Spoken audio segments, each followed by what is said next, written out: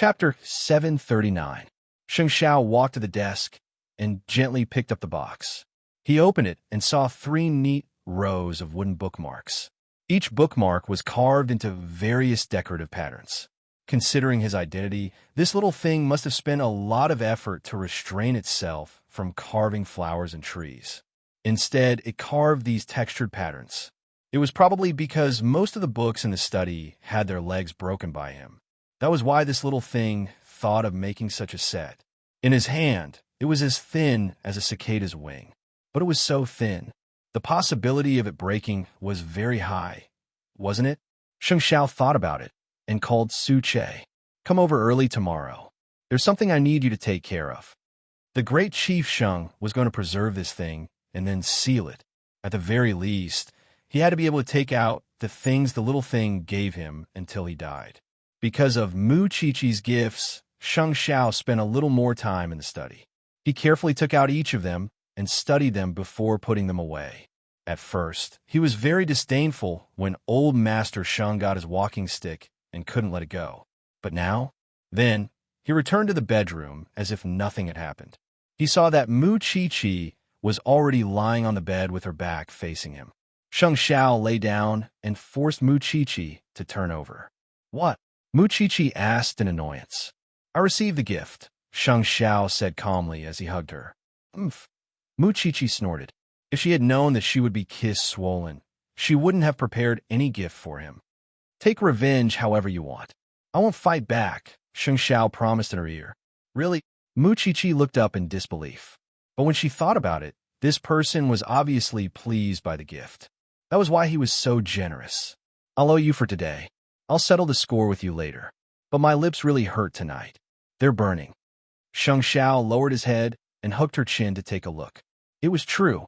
So, he immediately got out of bed and applied some anti-inflammatory medicine. If you say something heartless again in the future, I'll teach you a lesson again. After Mu Qiqi heard this, she immediately turned her back to him. Sheng Xiao hugged her from behind and comforted her softly. Isn't it enough for you to throw a tantrum all the way here? I can't do anything to you. At night, Grandpa Gu went out and returned home. When he saw Gu Xiling and her daughter sitting on the sofa with a gloomy expression, he knew what they were doing. When I get home, I see your faces. Are you trying to make me feel bad? Grandfather, what happened in the Sheng family today? Gu Xiling immediately wanted to explain, unwilling to lose her grandfather's love for Sheng Kai. But she was interrupted by Grandpa Gu. Where's Sheng Kai? Grandpa Gu asked. Why don't I see him? He's been in the garden all day. He doesn't have the face to come in. Gu Xiling's eyes were red as she answered sorrowfully. Bastard, no matter what, he is still your husband. How can you lock your own husband outside the door? Grandpa Gu reprimanded Gu Xiling. A man's dignity shouldn't be trampled on like this. You'll only make him more depressed. But you saw what happened today, Grandfather. He definitely doesn't have the ability or the means to fight the Sheng family. What hope do I have? Gu Xiling cried. You know that I like capable men. I just want the strongest husband. You have to be clear. You're already married. Your husband can be a coward, but you can't marry me again. Grandfather, go and call him in, Grandpa Gu ordered sternly. Gu Xiling wiped her tears and walked toward the garden unwillingly. A moment later, Sheng Kai entered the living room. When he saw Grandpa Gu, he didn't have enough confidence. He felt that he hadn't met Grandpa Gu's expectations. If you didn't do well, that's a man's problem. You shouldn't be stepped on by a woman. Sheng Kai, although my granddaughter is mine, if you can't even deal with her, how are you going to deal with the Sheng family? That's impossible. I want to hear the reason for the failure of the plan now. Tell me the main reason. Sheng Kai had been thinking in the garden for an entire day. In addition, the humiliation that Gu Xiling had given him today was really unbearable. Therefore, he was ready to fight to the death. In the previous plan, there was only Third Master Long and a spy. The things had been successfully sent to Huang Yao, and no one had discovered them. However, Xiling said that she wanted to deal with Hu Ran and asked me to arrange a spy to let Hu Ran and the Sheng family kill each other. It was precisely because she exposed too much in front of Hu Ran that the plan was discovered by Sheng Xiao. When Gu Xiling heard Sheng Kai's explanation, she pointed at him and shouted, "Are you shameless?" You heard it too. Even at the scene today, Mu Chi said the same thing. You shouldn't have joined the plan at all, and you shouldn't have tried to use and humiliate who ran for your own selfish desires. Isn't taking revenge on the Sheng family your selfish desires? Gu Xiling laughed. Let me tell you, Sheng Kai, without me, you're nothing. It's even more impossible for you to have these opportunities to take revenge on the Sheng family. When Grandpa Gu heard this, he reached out to stop Gu Xiling. Xiling, go back to your room. Grandpa, the problem is you. Don't you realize your mistake at all? Woman, don't be so domineering. If you're domineering, how could Kai grow up? Gu Xiling looked at her grandfather in disbelief. She really didn't expect her grandfather to stand on the side of an outsider. I'll go. Gu Xiling ran away as she cried and shouted. Mama Gu also chased after Gu Xiling. At this time, Grandpa Gu said to Sheng Kai earnestly, I shouldn't be the one to teach you how to educate a woman. However, you've spoiled Xiling too much. A woman shouldn't interfere in a man's matters. But Sheng Kai had never expected that the man in front of him would actually stand on his side instead of helping his granddaughter humiliate him. Your godfather is still very satisfied with you. He's not disappointed in you. So study hard. One day, you'll be able to achieve what you want. Thank you, Grandpa. Now go back to your room and control your woman. Don't let her ruin any of your plans. Sheng Kai's attitude towards this old man was a little strange. Gu Xiling was his biological granddaughter. No matter what, he did not lose Grandpa Gu's support. That meant that he was not in a desperate situation yet. Moreover, it was Grandpa who allowed him to teach Gu Xiling a lesson, wasn't it? Moreover, Grandpa was right. He shouldn't have accommodated Gu Xiling from the beginning. Chapter 740. After returning to the room, Sheng Kai saw Gu Xiling sitting on the sofa and throwing a tantrum. Her eyes were glaring at him aggressively. Before Sheng Kai could say anything, Gu Xiling threw the cosmetic bottle on the table at him. I don't have a husband like you. Sheng Kai did not dodge. Blood flowed from his forehead. Then, he grabbed Gu Xiling's neck and said fiercely, You're already married. It's too late to regret it. If you humiliate and trample on me like this again in the future, I'll drag you down with me. Gu Xiling, try it if you don't believe me. Gu Xiling was so frightened by Sheng Kai that she did not dare to move. Although they usually quarreled, Sheng Kai's gaze had never been so ferocious. It was frightening. It was as if she continued to quarrel, Sheng Kai would really break her neck. Sheng Kai saw that she was not resisting, so he let go of her hand. He stood up and said to her, What you should be thinking about now is how to get pregnant and stabilize your position in front of Grandfather. If there's a next time and the plan still fails, I'll drag you to hell with me. You can't give birth at all. How can I get pregnant? Then think of a way. Gu Xiling sat on the sofa and burst into tears. She had never thought that one day her life would be so miserable and that she would be hurt so badly by a man. However, in Mu Chi-Chi's opinion, Sheng Kai and Gu Xiling were already twisted enough. How could they hope to live a normal life? That was strange. The midnight movie had just ended. At 1:30 a.m., Sheng Bowen brought Ren Yufei out of the cinema. At this moment, there were no people on the streets. Sheng Bowen took Ren Yufei for a walk home. After all, it was only 10 minutes away from Ren Yufei's apartment. It's been many years since I've watched a movie like this. On the way back, Sheng Bowen held Ren Yufei's hand and said, I still remember the last time I watched a movie was when I first arrived in America. Isn't young master's life beautiful? Grandfather used to be very mean to everyone, even eighth brother. So, the brothers actually didn't have a happy childhood in the Sheng family. Eighth brother had it the hardest at that time. Because of his existence, the other brothers had the opportunity to go abroad to manage the branch company, Sheng Bowen explained. Sheng Bowen explained, Grandpa has high standards for everyone, so our lives are really boring. Therefore, it's even more impossible for you to understand the joy we had when we were kids, barefoot on the street. The two of them were like old friends who had been talking to each other for many years. Soon, the two of them arrived at Ren Yufei's apartment. At that moment, Sheng Bowen wished that his car had been stolen and that it would not appear in front of him. I'm home. It's too late. You should go home and rest. Ren Yufei did not see through Sheng Bowen's intentions. He should have had enough of her in the cinema today. A man who was almost 30 years old had his first awakening of love and had already used all kinds of ways to act shamelessly. Sheng Bowen did not say anything. Seeing that Ren Yufei was about to walk to the entrance of the corridor, he suddenly had the courage to go forward and grab Ren Yufei's wrist. He asked her, "Tonight, can I stay?" After Ren Yufei heard this, her heart began to beat faster. She was completely stunned on the spot. Seeing that she did not respond, Sheng Bowen carried her in his arms and quickly walked up the apartment building. Then, like a child, he entered Ren Yufei's room. In fact, he was also very nervous, but he always felt that during this period of time with Ren Yufei, he had already developed a deep dependence and desire for her. He really wanted to have her from body to heart.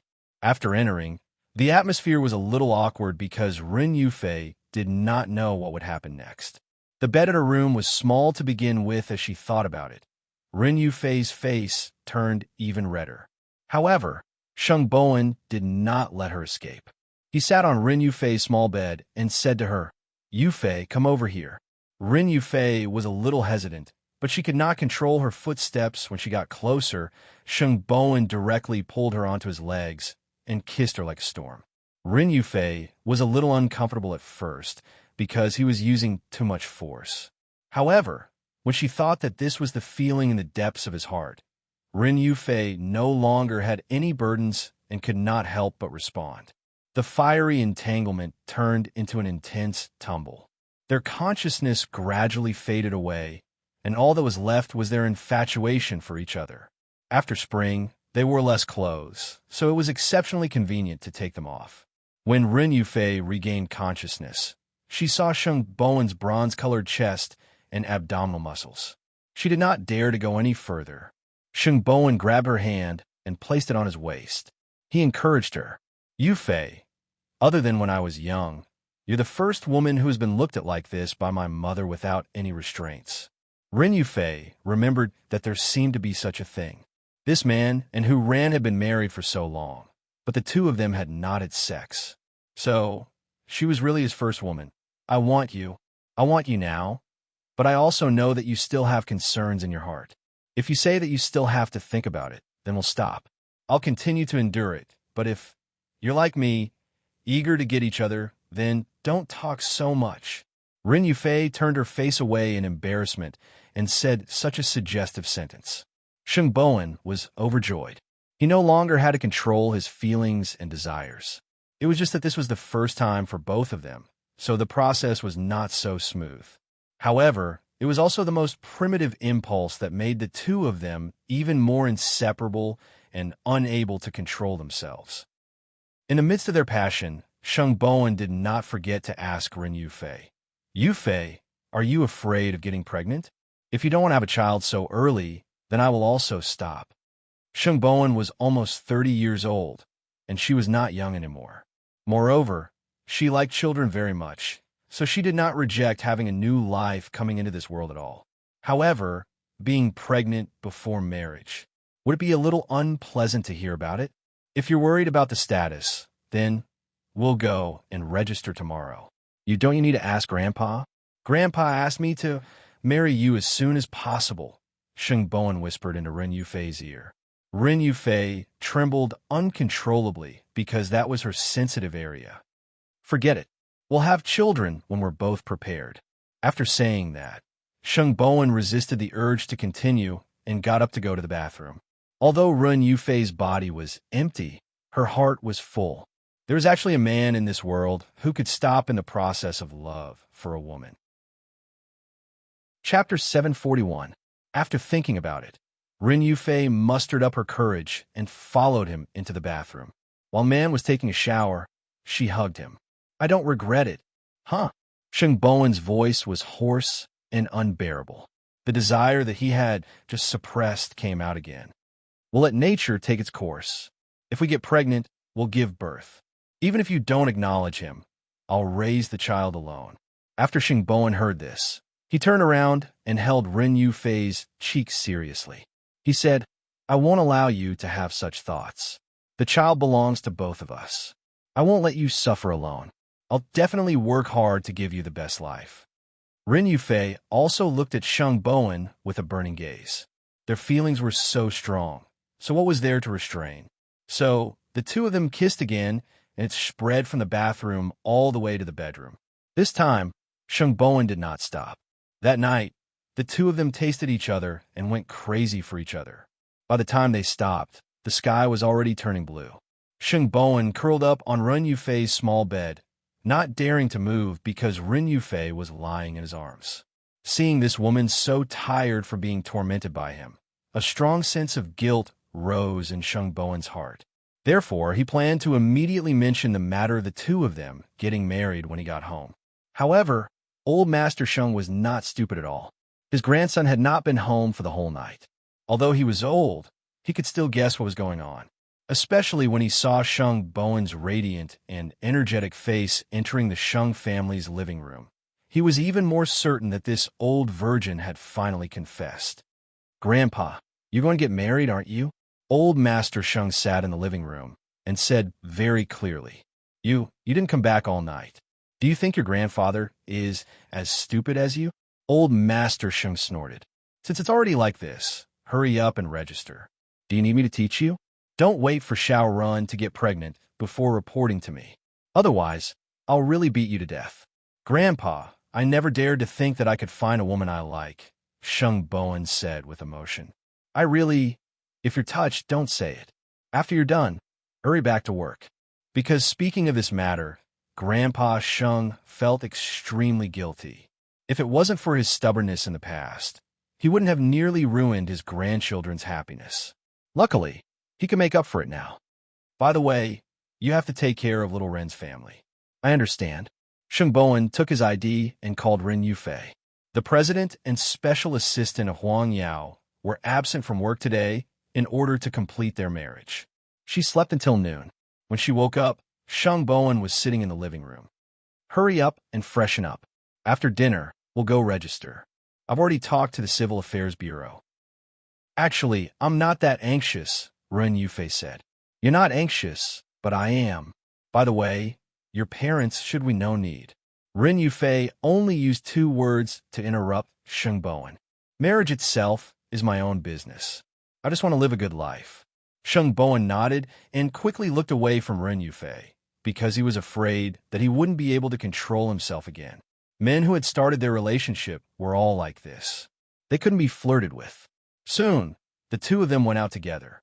Sheng Bowen drove Ren Yufei directly to the Civil Affairs Bureau. There was already someone waiting for them there. The procedure was very simple. It was just a matter of signing and stamping.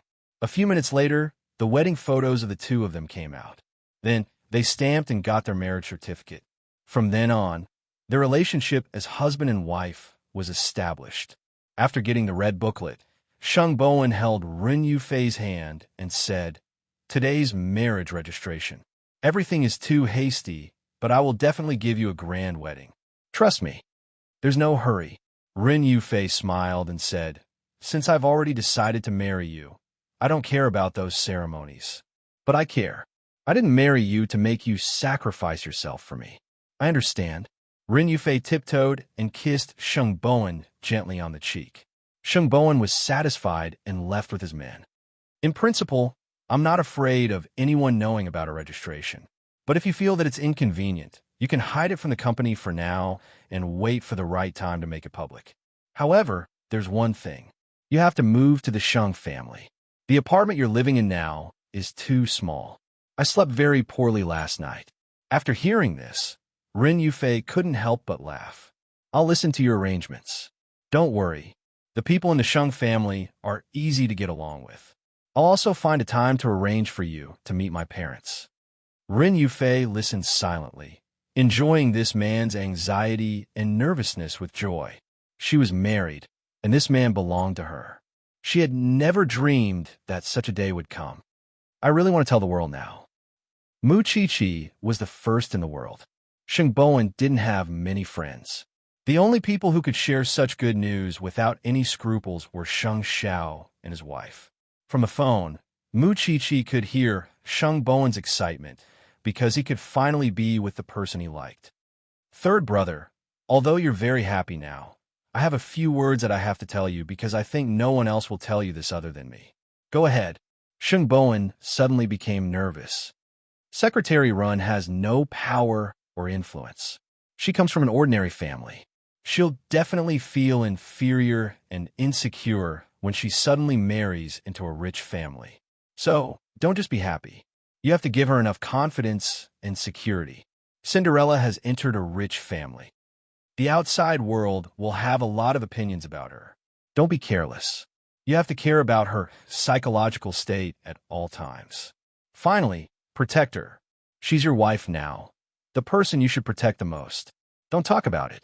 In addition to protecting her physical safety, you have to protect her heart. After Sheng Bowen heard this, he smiled. You're usually so carefree. I didn't expect you to nag me about this. Don't take my kindness for granted.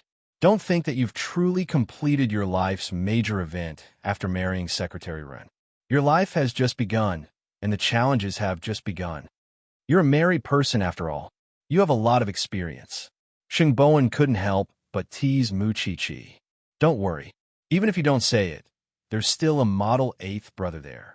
No matter what, I can't do worse than him. You can't compare to him. Humph. After saying that, Mu Qiqi hung up. Chapter 742. After the two of them finished registering, they returned to the company. However, in the eyes of the employees, Sheng Bowen seemed to be in a particularly good mood today. Didn't you see the president's happy face today? Secretary Ren only came to work in the afternoon. What did the two of them do? The people below began to gossip. They're a couple. What do they do? It's none of our business. I heard that the president brought Secretary Run to meet the chairman yesterday. Doesn't that mean that they've met his parents? Secretary Run has always worked hard with the president, so I think the two of them are a good match. But Secretary Ren's family doesn't seem to be very good. Who cares about her? As long as it's true love. The group of people made a ruckus. They couldn't wait to dig out everything about the rich and powerful. Fortunately, although some people didn't think highly of Ren Yufei's family background, no one denied her as a person. At least, everyone in Huang Yao recognized her contributions. It wasn't that Sheng Bowen didn't hear the news. He also thought about Mu Qiqi's reminder to him at noon. If he really wanted to protect Ren Yufei, he had to completely protect her from the bottom of his heart. Therefore, using the excuse of Huang Yao's tribulation, Sheng Bowen proposed to organize employee benefits at the meeting and let Ren Yufei take the credit. He wanted everyone to know that Ren Yufei had a great impact on him. However, this made Ren Yufei feel strange. She had just gone out to do something, but when she came back, she heard her colleagues thanking her. Thus, Ren Yufei knocked on the door and went to the president's office. What's going on? Everyone is thanking me. I just want them to know that I listened to you and put you in my heart.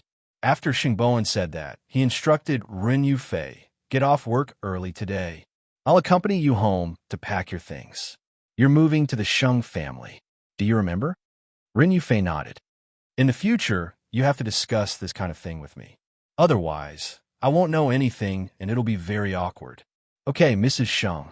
Sheng Bowen had suddenly gone from a dull student with zero foundation to a master of flirting. This really confirmed the saying that it was all because there was someone you liked, so everything became self-taught. In front of the person you like, you'll be positive, you'll become soft, romantic, and more able to understand feelings. Sheng Bowen felt that his bitterness was finally over and the sweetness had come. Mu Qiqi and Tang Yin should have gone to congratulate Sheng Bowen when he got married.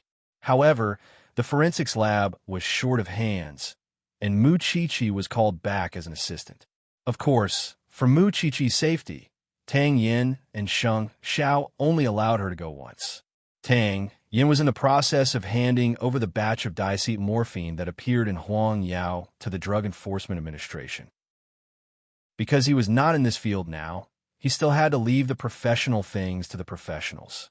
The only one left in the Jianchuan branch was the mole in Huang Yao. Because it involved a major case, the bureau approved the interrogation. However, the man sat in the interrogation room for an entire day, unwilling to confess anything of value. Captain Tang, this man insists that he doesn't know anything. He found it by chance and suspected that it was diacetyl morphine, so he immediately called the police. He refused to admit that he deliberately framed Huang Yao and claimed that he wasn't instructed by anyone. After an entire day of interrogation, Officer Long handed Tang Yin a blank paper. Have you checked his account, social media, call records, and 18 generations of his ancestors? Tang Yin asked. These won't come out so soon. I've already gone to the bank to retrieve his account information. Everything is normal. Then use some tricks, Tang Yin said. Tang Yin said. Everyone knew that it was Shang Kai who did it. But where did Shang Kai get the goods from? How did he send them to Huang Yao through a small merchant? Don't give up on this clue. Keep following him. Hasn't the case been transferred? I told you to keep following him. So keep following him. This was because he always believed that if there was really that circle in Jianchuan, then Third Master Long must have played an important role in it. And now, Cheng Bin, that dangerous person, was under Third Master Long. He had to figure out the ins and outs of this matter. When Mu Chi heard the results of the interrogation, she also came out of the autopsy room and told Tang Yin in private, I suggest that we follow Shang Kai because Third Master Long knows that Shang Kai is using him. He's anxious and wants revenge. If we follow Shang Kai, we might be able to find something. This matter has nothing to do with Huang Yao or the Sheng family. From today onwards, you and Shan Shan don't get involved anymore. You understand what I'm saying? Understood. This was because Tang Yin and Shang Xiao were both doing this for their safety. If the gang that had made Tang Yin suffer so much years ago were to make a comeback, it would not be a joke. She'd cherish her life. She would not get involved casually. In a day or two, I'll be going on a business trip again. Please take care of Shan Shan. Don't worry, Captain Tang. Mu Chi understood what Tang Yin meant. She was not afraid of anything else, but Cheng Bin's matter made Tang Yin very afraid. He was afraid that Cheng Bin would take advantage of his absence to attack Feng Shanshan. Although Tang Yin did not say it explicitly, from his tone, Mu Chi could tell that this man seemed to have seen through life. Nothing could affect him anymore, but Mu Chi felt that Feng Shanshan's importance would definitely surpass his own life. Heartless people were often the most affectionate. Of course, Tang Yin also took her suggestion seriously. Following Shang Kai was indeed a way. Not only could he investigate Shang Kai, but he could also monitor Third Master Long. It was just that he had already handed over this matter, so he could not do it openly.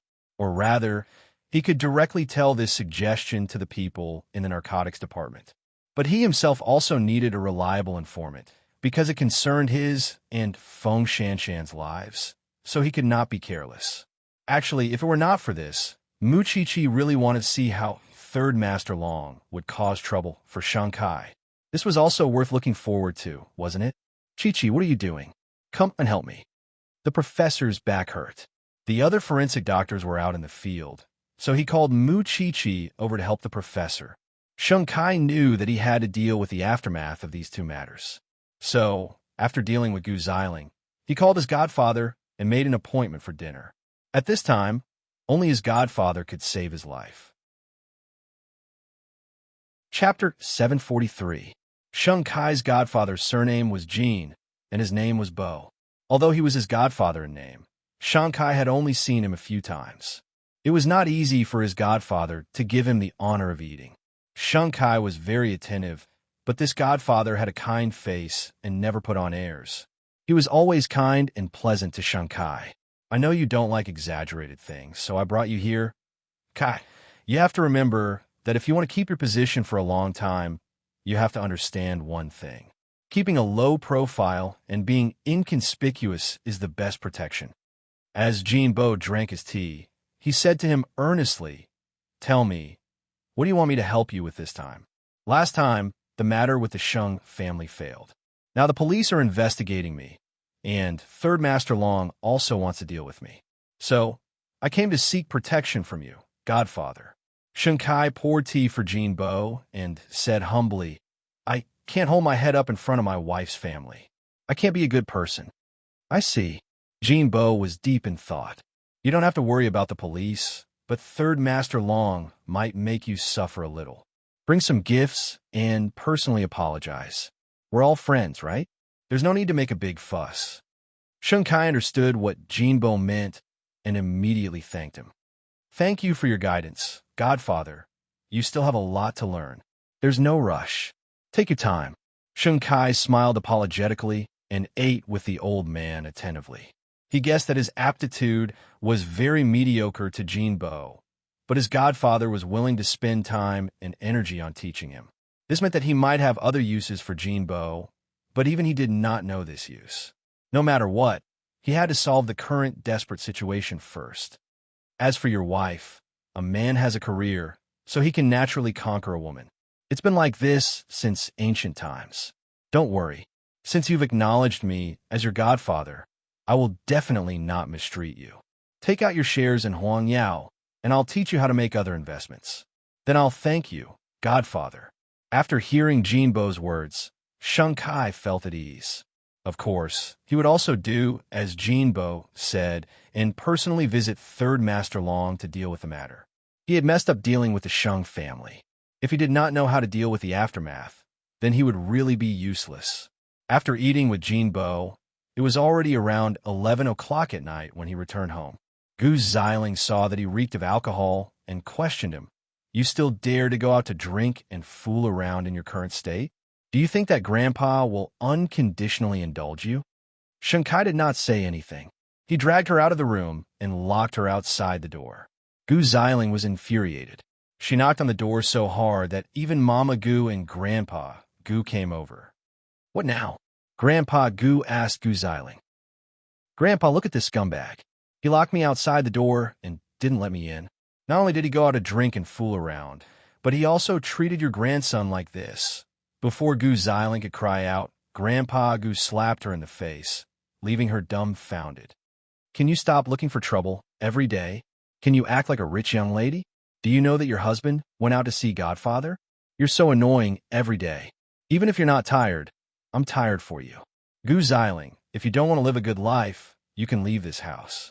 I won't stop you. If you continue to shout and shout at home, you can get lost. Gu Xiling was dumbfounded by her grandfather's words. She covered her face and did not dare to say another word. You don't know what's good for you. Then, Grandpa Gu pulled Mama Gu away and returned to their respective rooms. Gu Xiling could only stare at her bedroom door with hatred. Shun Kai, you're good. No one can humiliate me, Gu Xiling. Don't you want a child?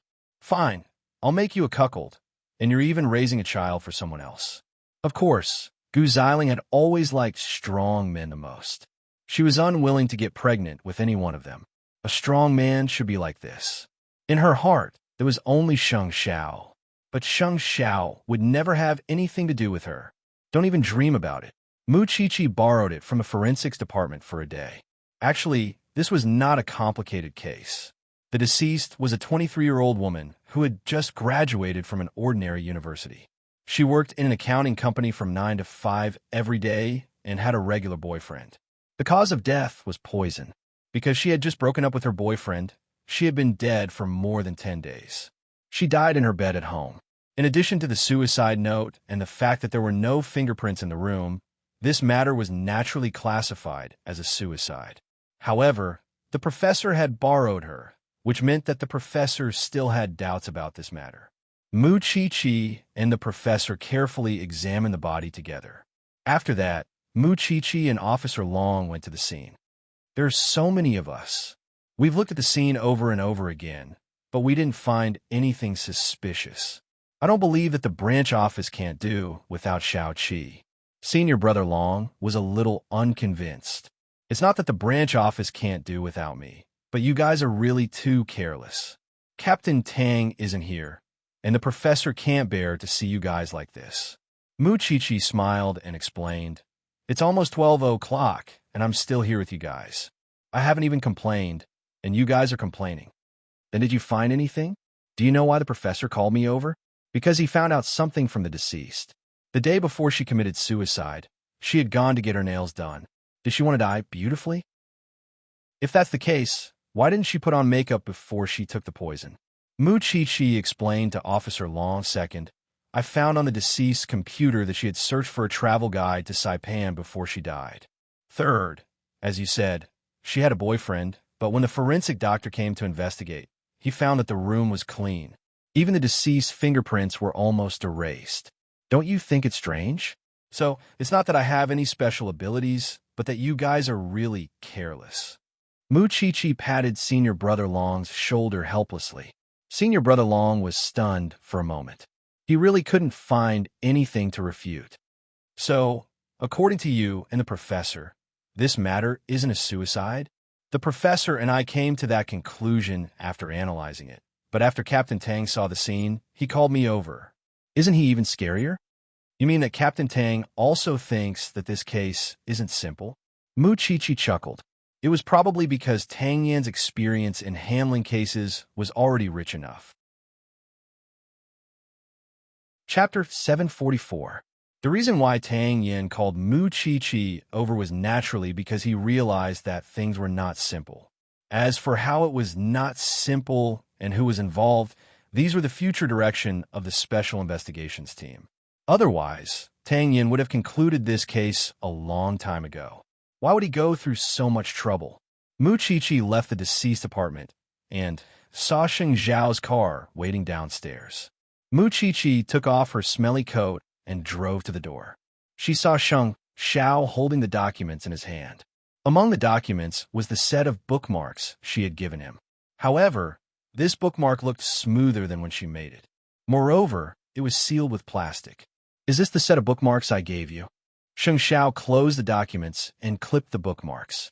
I've already given it to you. It has nothing to do with you. Mu Chi-Chi pouted and could not help but sigh. Stingy.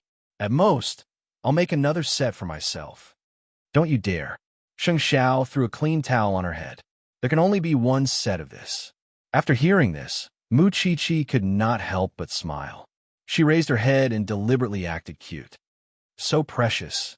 All right, I won't make this. I'll make something else. Sheng Zhao did not say anything else. He only instructed Su Che to drive immediately. Su Che smelled the strange smell on Mu Chi-Chi's body. Just like Sheng Zhao, he did not even frown now because he was used to it. After all, the corpse had been dead for more than 10 days. It was spring now. The stench must have seeped into her bones. Mu Chi-Chi knew that, so when she returned home, she stayed in the bathroom for 2 whole hours. It was so long that Sheng Zhao thought that she had fallen asleep in the bathtub, so he took her bathrobe and entered the house. You've been bathing for too long. Come out. Sheng Zhao grabbed her arm and dragged her out of the water. Then he wrapped her in the bathrobe. Mu Chi-Chi's hands were wrinkled. She was a little helpless. It's only spring now. If it's summer, it'll be even scarier. Your car will be filled with my smell. Zhongting's biotechnology company is already speeding up the development of products to remove odors. The perfume I made for you previously will be kept everywhere in the future. Sheng Zhao hugged her and sat on the sofa. He dried her hair for her and sniffed it when it was half dry. This imported shampoo is still very effective. Which girl doesn't want to smell good? Sigh. Mu Chi-Chi felt that it was a pity. The worst thing about being a forensic doctor was this charming smell. But when I thought that the deceased had a lot of secrets to share, I felt that there was nothing to complain about. This is the mission of a forensic doctor. Mu Chi-Chi leaned against his chest and tried to suck in his scent. You smell so good. After Sheng Zhao heard that, he took the hairdryer and dried her hair. I'll let you smell as much as you want later. On the other hand, Tang Yan had just returned home. Mu Chi-Chi was only a forensic assistant, but he had to take charge of the overall situation. Feng Shanshan made supper and heard about the investigation process from Tang Yan. Both he and Mu Chi-Chi found something unusual about the deceased. However, the confession of the deceased's boyfriend matched the evidence. In other words, the boyfriend was not a suspect at all. In that case, there must be another reason for the deceased's suicide. Mu Chi-Chi only found this part. When Tang Yan investigated the scene for the first time, he found a name card under the bed of the deceased. He didn't tell anyone. Instead, he asked Old Chung to verify the other party's identity. He realized that it seemed difficult to investigate this matter further. Haven't we encountered this type of case before? We have to continue investigating from the deceased's social circle. He must have contacted someone else. Feng Shanshan leaned on the table and watched Tang Yin eat supper. Tang Yin did not say anything. When Feng Shanshan saw this, she immediately guessed. You have a clue, right? It's just that no one said anything. Why aren't you eating? Feng Shanshan looked at it in disdain and replied, It's precisely because I made it myself that I feel it's very greasy. It looks a little unbearable. Don't change the topic. Do you know something? Don't ask anymore.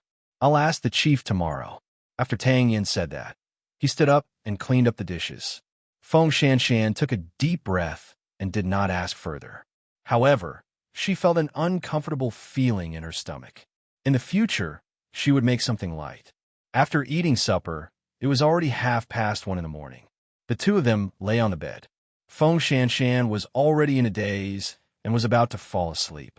However, Tang Yin suddenly said to her, I'm going on a business trip again. Yes, I know, Feng Shanshan said. I saw you packing your luggage just now. I will come back safely. I'll try my best not to get hurt. Tang Yin hugged Feng Shanshan and promised seriously. You just have to focus on your classes and study hard. It won't happen. When I come back, I'll tutor you well. Don't be so smug. You won't. There's still the professor. I'm not so bad that I can't even find someone to ask me questions, Feng Shanshan said softly. When I'm not around, don't go out casually. If there's anything, discuss it with Mu Chi-Chi. If you keep nagging, don't sleep. Feng Shanshan turned over and lay on Tang Yin's body, pressing her leg against a certain part of the man. Tang Yin did not hold back and took back his sovereignty. Anyway, he would leave at dawn, so he allowed them to be crazy all night. The next morning, Tang Yin got up, kissed Feng Shanshan's forehead, and left with his luggage. Although Feng Shanshan wanted to send him off, her entire body was sore and weak, so she could only lie down obediently. However, after sleeping for a whole day, she did not get better. In the evening, Feng Shanshan called Mu Chi-Chi. Chi, come over when you're free. I'm not feeling well. Only then did Mu Chi-Chi remember that Captain Tang was already on a business trip. So, after school, she immediately rushed to Feng Shanshan and Tang Yan's house. Feng Shanshan was lying on the bed, her face pale. Mu Chi-Chi touched her forehead and found that she was having a fever. Then, she looked at the marks on her body and immediately understood. Did you go overboard last night? I have abdominal pain, Feng Shanshan said with difficulty. It's never happened before. The doctor is on the way. Bear with it a little longer. Mu Chi-Chi boiled water for her and wiped her face. When the doctor arrived, she immediately stood to the side. Of course, in order to avoid suspicion, Mu Chi-Chi found a female doctor. She squatted by the bed and observed Feng Shanshan for a while. Finally, she asked her, When was the last time you had your period? Feng Shanshan thought for a moment and shook her head. I don't remember, but there's a record on my phone. I suggest you go to the hospital for a checkup. I suspect that she doesn't have a cold or a fever. She's pregnant. When the two of them heard this, their eyes widened. Especially Feng Shanshan. She immediately propped herself up from the bed. No, that's possible. Chapter 745. Of course. Feng Shanshan was very sure at first, but when she said the second half of her sentence, she began to hesitate. Because there were a few times when she and Tang Yin were crazy, she wasn't sure if Tang Yin was wearing contraceptives. But when she thought about it seriously, Tang Yin was such a careful person. It was impossible for him to forget about it. Get up, Mu Chi-Chi said hatefully. I'll take you to the hospital for a checkup now. I think the doctor might have misdiagnosed us. We have contraceptives. You were hesitating just now, but now you're sure. Mu Chi-Chi glared at her and found some clothes for her. We'll know after the checkup. Seeing that Mu Chi-Chi was like a long-winded old woman, Feng Shanshan had no choice but to get out of bed and get up. It's only the first day Captain Tang left. Is this how you take care of yourself? He has to bear a lot of responsibility for my actions. Feng Shanshan rolled her eyes. That person knew that he was going to leave early this morning, so he let go last night. Therefore, all her discomfort was because of that man. Chi didn't want to talk nonsense with her, so she brought her to the hospital and planned to go to the obstetrics and gynecology department. Feng Shanshan felt that it was unlikely because she thought about it carefully. Tang Yin had contraceptives, but looking at her period records, she didn't have the confidence to reply to Chi. Because of her period, it was almost half a month late. If you really have a child, what do you plan to do? On the way to the hospital, Chi asked Feng Shanshan, who was leaning against her. With your current situation and Captain Tang's situation, are you going to have a baby or not? Yes, Feng Shanshan answered firmly. The child of the man I love. He didn't betray me or abandon me. Why shouldn't I have a baby? Moreover, the last abortion has already damaged my body.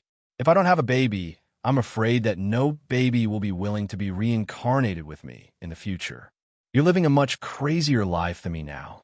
If it were me, I wouldn't be able to say that. Chi still glared at her. Maybe the situation isn't as bad as I think. We'll talk about it after the checkup. I still remember telling Tang Yin that no matter how hard he fought outside or how he abandoned me, I wouldn't complain. But I only hope that when I give birth, he can be by my side. I found a criminal police officer. I know what I have to face, and I know that what I have to face is different from others. Feng Shanshan replied calmly. She had already prepared herself thousands of times in her heart. She was very clear-headed. Don't you think about yourself? Chi, if it were you today, and Tang Yin was Sheng Xiao, it would be strange if you could still ask such a question. You would only do something even crazier than me. The two of them had been rivals for a long time, so they knew each other's thoughts very well. Chi did not say anything because she suddenly thought of Lu Qianqian. How could she have so many friends like that? Soon, Su Che sent them to the hospital. After paying for the checkup, Chi followed him into the ultrasound room. Do you see that? The small down the middle is the pregnancy sac. Congratulations, you're pregnant. The doctor pointed at the floating image and told Feng Shanshan. Feng Shanshan was stunned for a moment, and so was Chi. But your current condition is not very good. I suggest you do a comprehensive checkup to ensure the health of the mother and the fetus. The doctor handed the results to Chi and gave her family a suggestion. Even now, Feng Shanshan felt that her body was light and did not feel real at all. This was a completely different feeling from before. This time, she was pleasantly surprised and happy because the child in her stomach was Tang Yan's child, the crystallization of her and Tang Yin. When she came out of the ultrasound room, Chi saw Feng Shanshan smiling and knew what she was thinking. However, as her mother's family, Chi also felt that this was a happy event. However, she was more worried about Feng Shanshan. She was not like Xingboen and Ren Yufei, who let nature take its course. That was what everyone wanted. Feng Shanshan had already lost her studies for Tang Yin. She was already in danger. Not only did she follow Tang Yin without a name, but she was also pregnant. Tang Yin also went on business trips every now and then. Even though she was living in the safest area in Jianchuan, there was no one by her side who could take care of and protect her. How much did she care about Tang Yin that she was willing to take such a huge risk to give birth to a new life? You're still laughing. Chi was furious. Do you know your current situation? I can't cry. Feng Shanshan patted Chi's shoulder to comfort her. Trust me, if it were you, you would do the same for Sheng Xiao. Don't talk about me so easily. My man won't let me get pregnant in such a difficult environment. Chi snorted. Now let's go for a full-body checkup. If you want to be hospitalized, you have to stay in the hospital obediently. You're not allowed to go anywhere. Speaking of which, I'm really thankful for the money old Master Shang gave me. I don't have to worry about money now. You're still talking about it. If she wasn't pregnant, Chi would have really hit her. In order to accompany Feng Shanshan for the checkup, Chi specially applied for leave. Progesterone, genetic diseases, and she stayed in the hospital for the whole day. Of course, Tang Yin was on a business trip and was now isolated from the world. It didn't seem realistic to tell him immediately. Fortunately, you guys went too far last night and didn't hurt the child. But the doctor also said that you have to stay in the hospital for 3 days. Mu-Chi-Chi, has anyone told you that you're really naggy? Feng Shanshan lay on the bed and couldn't help but laugh as she looked at Mu-Chi-Chi's wrinkled face. Then who is it for? I transferred the fifth aunt who took care of me to take care of you. She's very good at taking care of your body. My problems in that area were all solved by her diet therapy. Mu-Chi-Chi began to arrange Feng Shanshan's life. Before Captain Tang comes back, you're not allowed to go anywhere other than the hospital and home. If you really care about this child, be obedient. Okay, I'll listen. Feng Shanshan nodded seriously. This was not a joke. Seeing that she really liked the arrival of this child, Mu-Chi-Chi was also discouraged. The anger in her heart couldn't be vented no matter what. So she said, with Captain Tang's situation, I don't expect him to take good care of you. But since you have a child, there are some things that have to be done. I'm not stupid. I will not ask for help when I know it's dangerous or deliberately run into a knife. Don't worry, Feng Shanshan promised. Chapter 746. Seeing how nervous Mu-Chi-Chi was, Feng Shanshan smiled. Although the two of them had always been enemies, in this world, even Tang Yin did not treat her as well as Mu-Chi-Chi did. Say, why do you dote on an opponent so much? Feng Shanshan could not help but ask. If I were you, it would be so easy to just let it go. Stop being sarcastic. I'll make a call now. Lie down and rest. Mu-Chi-Chi took out her phone and wanted to call fifth aunt. However, just as she got up, she was stopped by Feng Shanshan. So, she turned her head and heard Feng Shanshan's words. For the first 20 years, I've been living an absurd life. I thought that being alone and having fun was the best explanation for life. However, I met you and Tang Yin. You're a saint and a righteous person. You actually made me have the thought of becoming a Buddha. So, I've turned over a new leaf and had new life. I don't have parents or other relatives. I've done many bad things, and in the end, I even suffered retribution. So, other than this child, I only have you two now. Today, I'm pregnant with Tang Yan's child. I don't regret it. If you're in danger in the future, I'll go through fire and water. This is also the truth. So, as long as it's for you, I'll do my best to protect you. So what if the situation is difficult? As long as I'm alive, nothing is a big deal. Do you think I'll be safe just because I took a step back and aborted the child? I just want to give myself and Tang Yin a home. After all, before he met me, he didn't have a home either. Mu-Chi-Chi could not help but feel touched by Feng Shanshan's sudden words. She used to have nothing, and she used to worry about gains and losses. However, as long as it was for Sheng Xiao, she could give up everything, because they loved one person with all their heart. Stop feeling sorry for yourself. With a friend like me and a man like Captain Tang, what else do you want? With all the sins you've committed before, you should be content to have such a blessing. Mu-Chi-Chi turned her head and snorted. I'll be back soon. Rest well. After leaving the ward, Mu-Chi-Chi had a strong desire in her heart. She had to help Feng Shanshan keep the child. So, in order to ensure Feng Shanshan's safety, she would do anything. Soon, fifth aunt received the notice and was also willing to go to the hospital to take care of pregnant women. After all, that was her specialty. Not only that, but Mu-Chi-Chi also arranged for bodyguards to protect Feng Shanshan before Tang Yin came back. Because of these trivial matters, Mu-Chi-Chi was busy for the whole day. When she dragged her tired body home, Sheng Xiao hooked his finger at her. Mu-Chi-Chi immediately leaned on Sheng Xiao and let out a long sigh of relief. It's all thanks to my husband's diligence that I have so much money to spend. That's why I can get things done so easily. Husband, you've worked hard. Sheng Xiao looked down at her little head. He did not know what she was thinking. Do you have something to ask of me? You should know that Feng Shanshan is pregnant. I want to ask if Zhongting has the relevant department to develop a positioning system. I want to get a set for her to monitor her safety. That's just a small matter, Sheng Xiao replied. There's no need for a separate research and development department. Why are you so easy to talk to today? Usually, if I care about Feng Shanshan for even a second, you'll pull a long face. But you didn't today. Have you changed?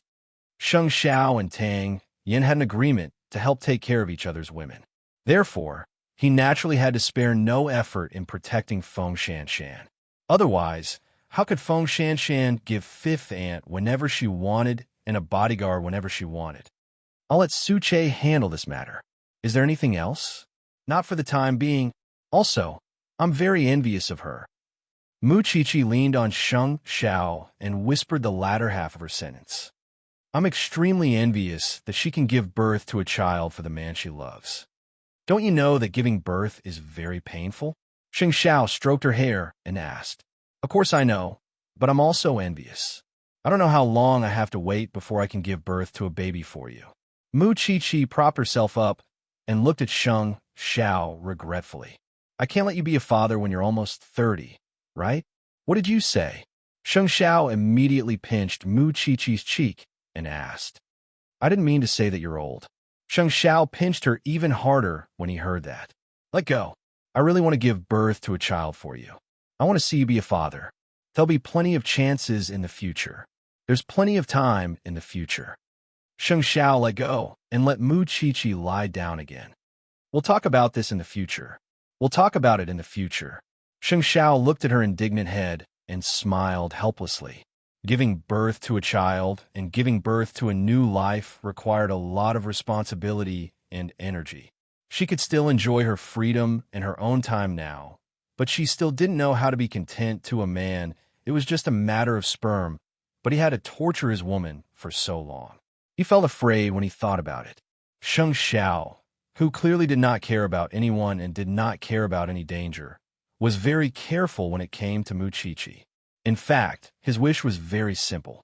He wanted Mu Qiqi to be healthy and stay by his side for a long time. This was the difference between a man and a woman. Women could give very little to men. The only way they could prove that they loved this man was to be willing to give birth to a child for him. At least, Feng Shanshan was like this, and so was Mu Qiqi. In the evening, at Third Master Long's manor, Sheng Kai came with a gift. From the looks of it, he was planning to ask for forgiveness. When Third Master Long heard that it was Sheng Kai, he sneered. I didn't go look for him, but he came knocking on my door first. Therefore, he signaled with his eyes for Chongbin to go and investigate first. Originally, he had planned to leave this matter to Chongbin. Chongbin knew that if he wanted a chance to take revenge, he had to rely on Third Master Long. Therefore, he obeyed his orders and put away his respect in front of Third Master Long. He walked out of Third Master Long's manor fiercely. When Sheng Kai saw him appear, he wanted to go forward and greet him, but Chongbin kicked him to the ground. You still have the face to come. It's a misunderstanding. This is all a misunderstanding. I came here today to ask for forgiveness. I also brought a small gift. I hope Third Master Long won't hold a grudge. Sheng Kai sat on the ground and quickly explained while asking his follower to open the box. When Chongbin saw so much cash, he hesitated for a moment before returning to the manor to ask for instructions. Chapter 747. Since you're here to make peace, then let's meet. After all, you can go against anyone but money. Third Master Long wiped his hands as he answered Chongbin. These young masters of the Sheng family are really interesting. Chongbin looked at Third Master Long and did not say anything, because he saw Third Master Long's undisguised love for power and benefits. Then, Sheng Kai entered the manor. As expected, he brought a whole box of good things and offered them to Third Master Long. Third Master Long was shocked by this incident, so I specially came here to apologize to you. I hope that you won't hold a grudge against me. Third Master Long glanced at Sheng Kai and laughed mockingly. You and your other two brothers are really different. Sheng Xiao, let's not talk about it for now. Second young master actually let the idiotic third young master ride on his head. It's really unbelievable. To tell you the truth, my third brother isn't stupid at all. He and eighth brother were just acting to cause you to misunderstand me. Sheng Kai quickly explained. After Third Master Long heard this, he laughed again. You brothers are indeed a headache. However, since you came today, I can let bygones be bygones. However, in the future, I hope that second young master can understand what it means to mind your own business. No, Third Master, I'm not here today just to apologize. I hope to cooperate with you. Second young master, you must be joking. Why should I offend Zhongting for you? Third Master Long did not think much of it. Third Master needs protection, don't you? As long as you cooperate with me, I guarantee that what you're doing now will only be smoother than before because there's someone behind me. At this point, Sheng Kai whispered a name in a Third Master Long's ear. Third Master Long fell silent when he heard this. What do you want? I want the Sheng family to be destroyed. Sheng Kai directly stated his goal. Of course, revenge is only secondary. My ultimate goal is to establish a chain of common interests. Wait for me to think about it. I'll give you a reply. Third Master Long needed to think carefully. After all, Sheng Kai's offer was very tempting, but he had broken his oath not to interfere in other people's family affairs. He did not like to get involved in the grudges of rich families. I'm not in a hurry. Please accept my gift, Third Master. I'll take my leave first. Chung Bin, send the second young master off, Third Master Long instructed. Chung Bin nodded and escorted Sheng Kai out of Third Master Long's manor. At this time, Sheng Kai said to Chung Bin, I know you bear hatred, but Third Master Long is old and cunning. If you want a chance to take revenge, you can come to me.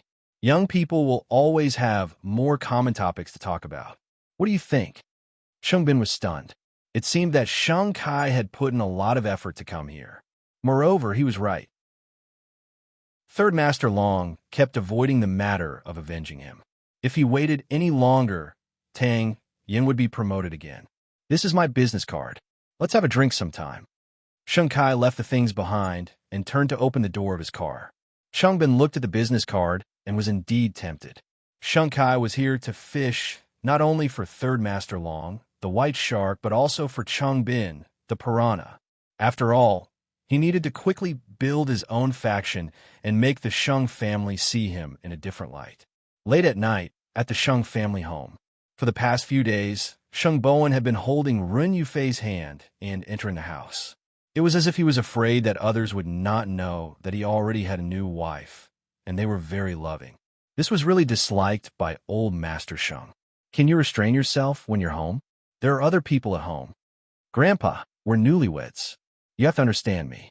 Sheng Bowen raised his and Ren Yufei's hands and said, We've had dinner outside. You don't have to call us later. Old Master Sheng rolled his eyes at him and continued to play chess with Sixth Brother. Ren Yufei felt that she had not done anything filial for old Master Sheng since she moved in, so she felt a little guilty. So, once she returned to her room, she said to Sheng Bowen, Should I do something for my family too? Sheng Bowen nodded. Sheng Bowen held her hand again and shook his head. Do you know why I've been sticking to you like this for the past few days? Ren Yufei shook her head. Because you're the young mistress of a Sheng family. I want everyone in the Sheng family to respect you and know your identity. It's good that you want to do something for your family. But even if you don't do anything, no one will blame you.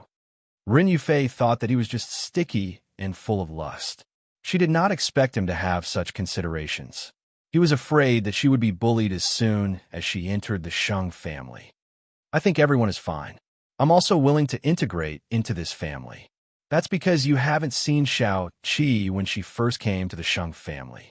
The current Sheng family has already been trained by the couple, especially Grandpa. No matter what, as your husband, in order to protect my wife, there are some things I have to do. Ren Yufei was touched when she heard this. I really don't regret marrying you. I won't give you a chance to regret it. After saying that, Sheng Bowen's kiss came quickly. He did not give Ren Yufei any time to react. She knew that it would end up like this. This man had really been unrestrained in the past few days. However, she was willing to cooperate because she also longed for this man. So soon, the two of them fell on the bed. Once they took off, it was out of control. If Mu Chichi knew that Sheng Bowen was so hungry after eating, she would definitely laugh her head off. After all, he would always talk about being in a mess. Just as the two of them were in high spirits, Sheng Bowen's phone rang in his ear. Sheng Bowen looked at the caller ID and threw his phone away. However, Ren Yufei took it back. Answer it. Chi-Chi is looking for you. There must be something urgent. Sheng Bowen felt like killing someone at this moment. He could only lie down and pick up the phone. What's the matter? Mu Chi-Chi wanted to ask if she wanted to prepare a set for Ren Yufei since she was making jewelry with a GPS system. However, She heard Sheng Bowen's magnetic voice. Mu Chi immediately smiled. Did I disturb you? And Secretary Run? If you know, hurry up and hang up. Sheng Bowen couldn't take it anymore, and his tone was very sad. All right then, you guys continue. We'll talk tomorrow. Sheng Bowen put down his phone and looked at Ren Yufei pitifully. Next time, I'll find this time to call them. Why are you so stingy? We can continue. Ren Yufei was under him. Her face was crimson, and she looked very alluring. Mu Chi never expected that Sheng Bowen would look like that after getting rid of the old virgin. She found it extremely funny. Shang Xiao saw that she was overjoyed and picked her up from the sofa. You need a little punishment. Why? Mu Chi's eyes widened. Chapter 748. Sheng Xiao was a man of strength and action. Mu Chi proposed to make jewelry with a GPS system, and Su Che was quickly ordered to deliver it to her. Mu Chi looked at the box and frowned. Why is there only one set? Although she did not tell Sheng Bowen about this yesterday, she also had the idea of making it for Ren Yufei. Moreover, before going to bed last night, she had told Xiao Xiao about it.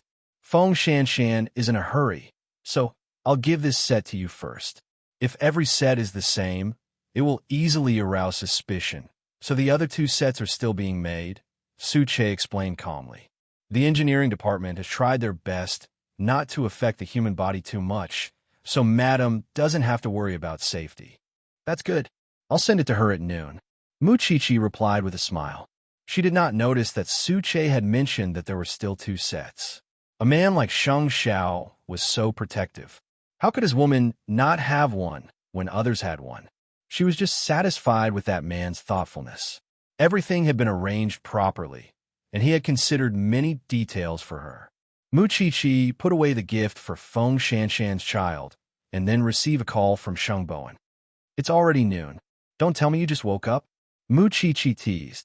How could that be? I've been busy all morning and only managed to find time. What did you want to ask me yesterday? Sheng Bowen asked in a good mood. I don't want to say it now. You'll know when the time comes. Consider it my wedding gift to you. Then I'll thank you on behalf of Yufei. Mu Chi really could not stand the married Sheng Bowen. He never forgot to show off his love, which gave people goosebumps. Therefore, she rolled her eyes and quickly hung up on Sheng Bowen. Sheng Bowen did not know how he had offended Mu Chi. Just as he was about to ask, Ren Yufei knocked on the door and came in.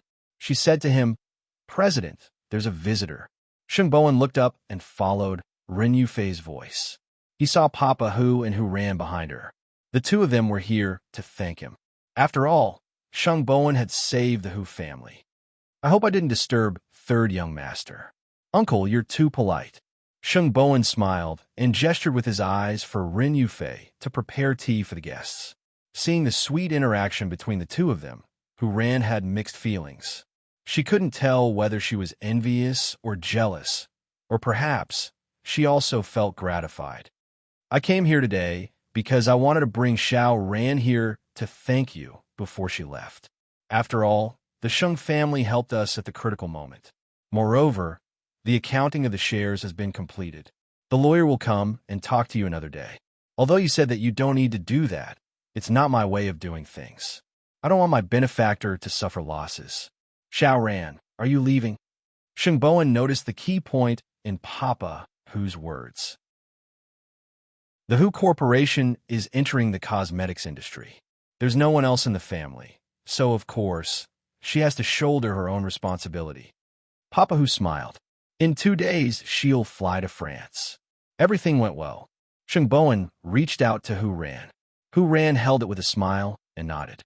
It said that French men are romantic and gentlemanly.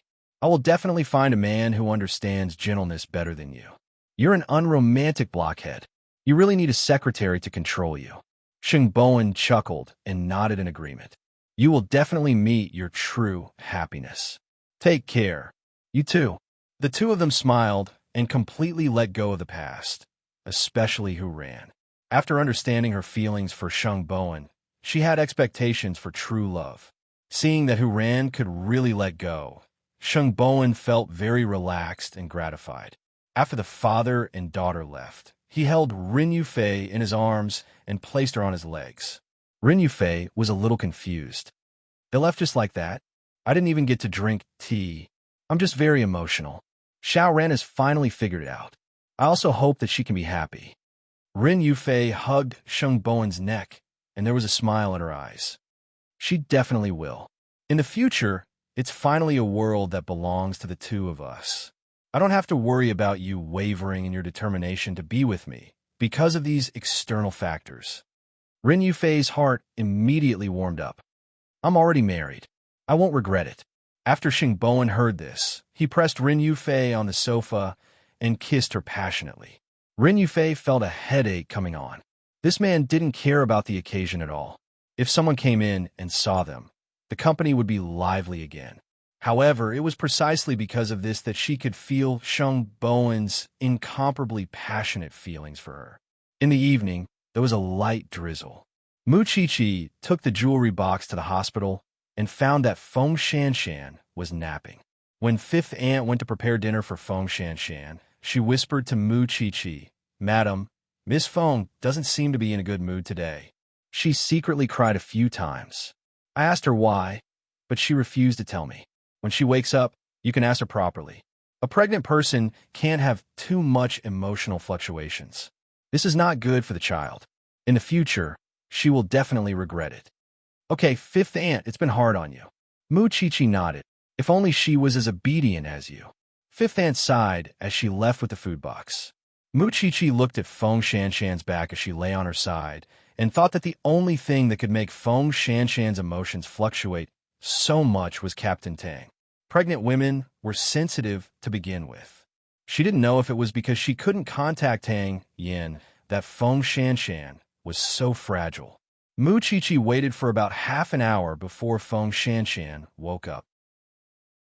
However, her face was pale as if she was enduring great pain. "You're here. I haven't seen you for a day, and you look so haggard. What happened?"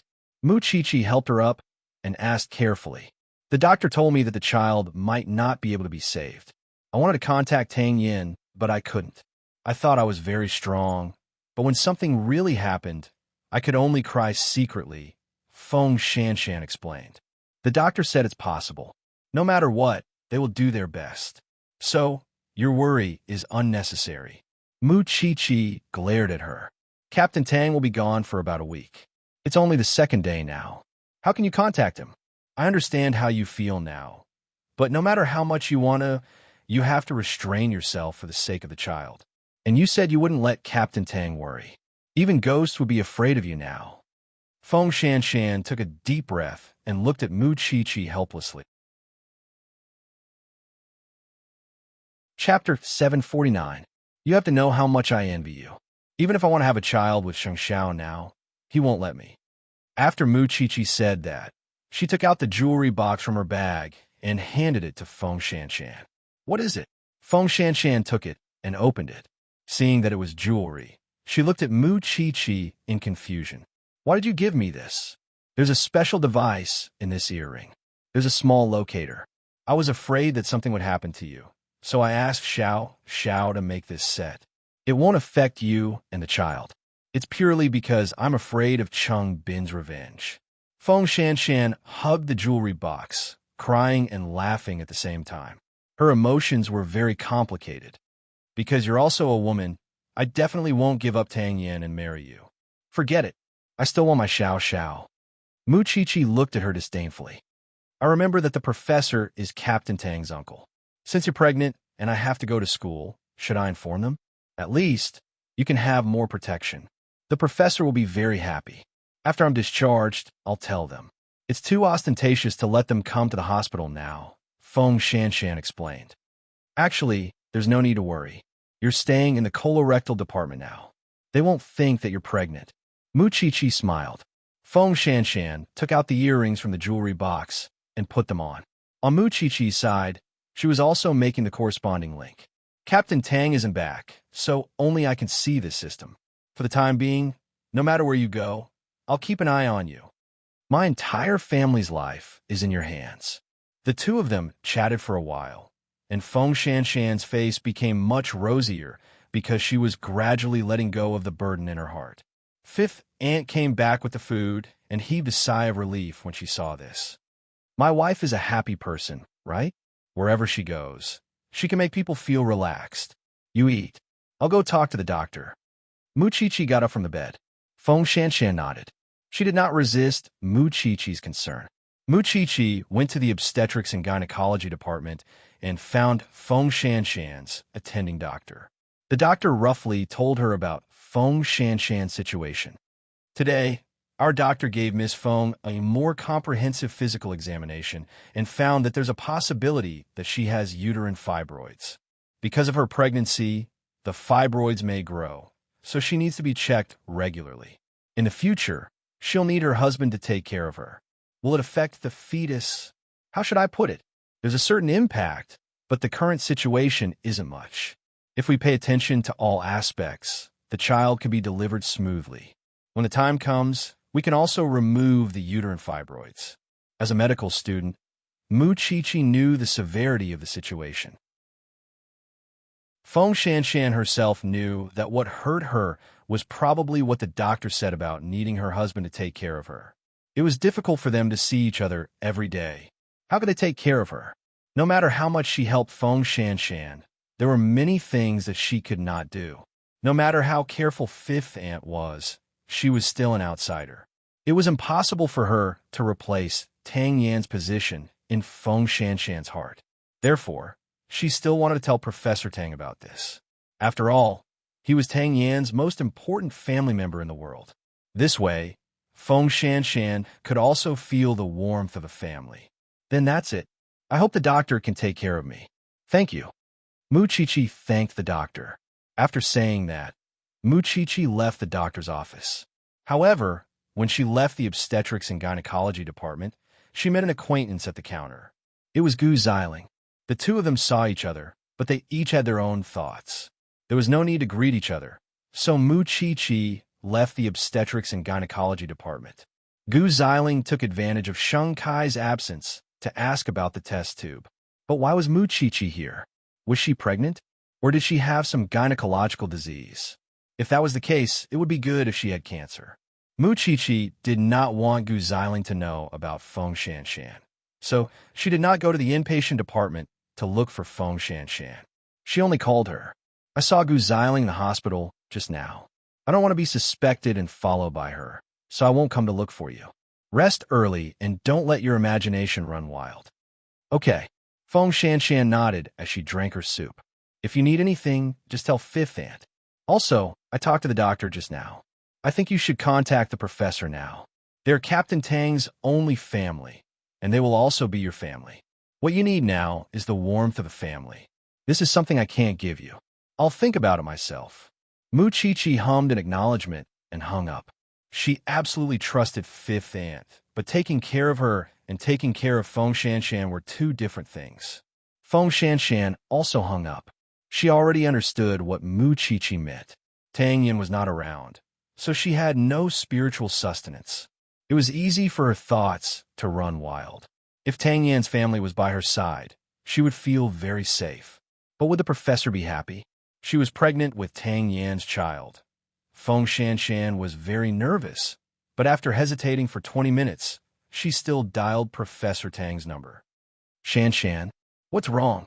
Professor, I'm in the hospital now. I'm pregnant with Tang Yan's child. Feng Shanshan said tentatively. Feng Shanshan said tentatively. She was afraid that the professor would have other thoughts and think that she was being too casual or something else. When the professor heard this, he immediately hung up. Feng Shanshan was stunned because she had thought of all kinds of possibilities in her mind, but she did not expect the professor to hang up directly. However, within a few seconds, the professor called again. His tone was very anxious. Shanshan, which hospital are you in? I brought your aunt over to see you. I was in a hurry to hang up just now and forgot to ask the hospital. Feng Shanshan's heart suddenly came back to life, so she quickly reported the department and ward she was in. Professor Tang acted as if his daughter-in-law had a child. He was so anxious that he even forgot to change his shoes and directly brought his wife to the hospital. He found Feng Shanshan in the anorectal ward. Why are you in this department? Chi-Chi said that it's safe this way. Feng Shanshan explained to the professor. Good child. Mrs. Tang sat down by Feng Shanshan's bed and held her hand without any grudge. Since you're pregnant, we won't stay in the hospital anymore, and we'll take you home and take good care of you. Fifth aunt thought that the professor and Mrs. Tang were Feng Shanshan's family, so she advised her, Miss Feng, no matter what, you have to stay by your family's side. No matter what, your family won't hurt you. But Feng Shanshan told Professor Tang and Mrs. Tang what the doctor said. Chapter 750. You haven't told Tang Yin, have you? The professor guessed that if Tang Yin knew, he would definitely contact him immediately to bring Shanshan home. I only found out after he went on a business trip, Feng Shanshan explained. It's okay. It's the same when he comes back, Professor Tang said happily. Your aunt is packing your things now. You can stay at our house for the time being so that she can take care of your body. I thought you wouldn't like the child being born without a proper reason. We only feel that Tang Yin is thankful that he has a descendant. How can we be picky? The professor's eyes were wet. Other than you, who else would be willing to give birth to that brat's child? When he comes back, I must teach him a good lesson. He won't always take on those dangerous jobs. I'll make him think more about you and the child. Feng Shanshan voluntarily left with the professor. She also paid Fifth Aunt a sum of money. However, Fifth Aunt did not accept it.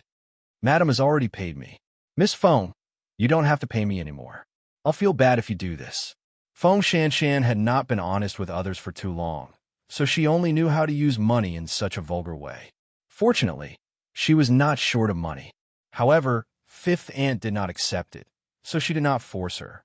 However, she was grateful to Fifth Aunt. This was from the bottom of her heart. Late that night, Gu Xiling returned home after a checkup.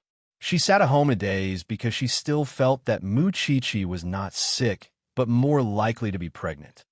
Why did you go to the hospital? Sheng Kai questioned Gu Xiling as soon as he returned home. What tricks do you want to play to humiliate me again? Didn't you want me to get pregnant as soon as possible? I have to understand my physical condition. Gu Xiling looked at Sheng Kai with hatred. If you can't give birth to a child, I'll suffer too. Hearing Gu Xiling's mocking words, Sheng Kai pressed Gu Xiling onto the bed and warned her sternly, don't mock me in front of me in the future. Otherwise, I don't know what I'll do to you. Mu Chi-Chi is pregnant. What do you want me to think? Gu Xiling mocked. Mu Chi-Chi is pregnant? Sheng Kai gradually loosened his grip on Gu Xiling. His expression was a little complicated. She's still a student. How could eighth brother get her pregnant? However, if she's really pregnant, it might be a great opportunity to deal with eighth brother. Go to the hospital again tomorrow and figure this matter out. Is Mu Chi-Chi really pregnant? I won't fall for your trick again. When the time comes, you'll blame it on me when you fail the mission, Gu Xiling said coldly. Sheng Kai, I'm not your chess piece. Do you think you have a choice? Sheng Kai pinched her chin hard and said, I'm going to take over Changrong Electronics soon. As the CEO's wife, you have to help your husband, right? Changrong is a cancer in the industry. Don't tell me you haven't heard of it. Godfather will naturally arrange everything. Also, when the house is settled, you will move out with me.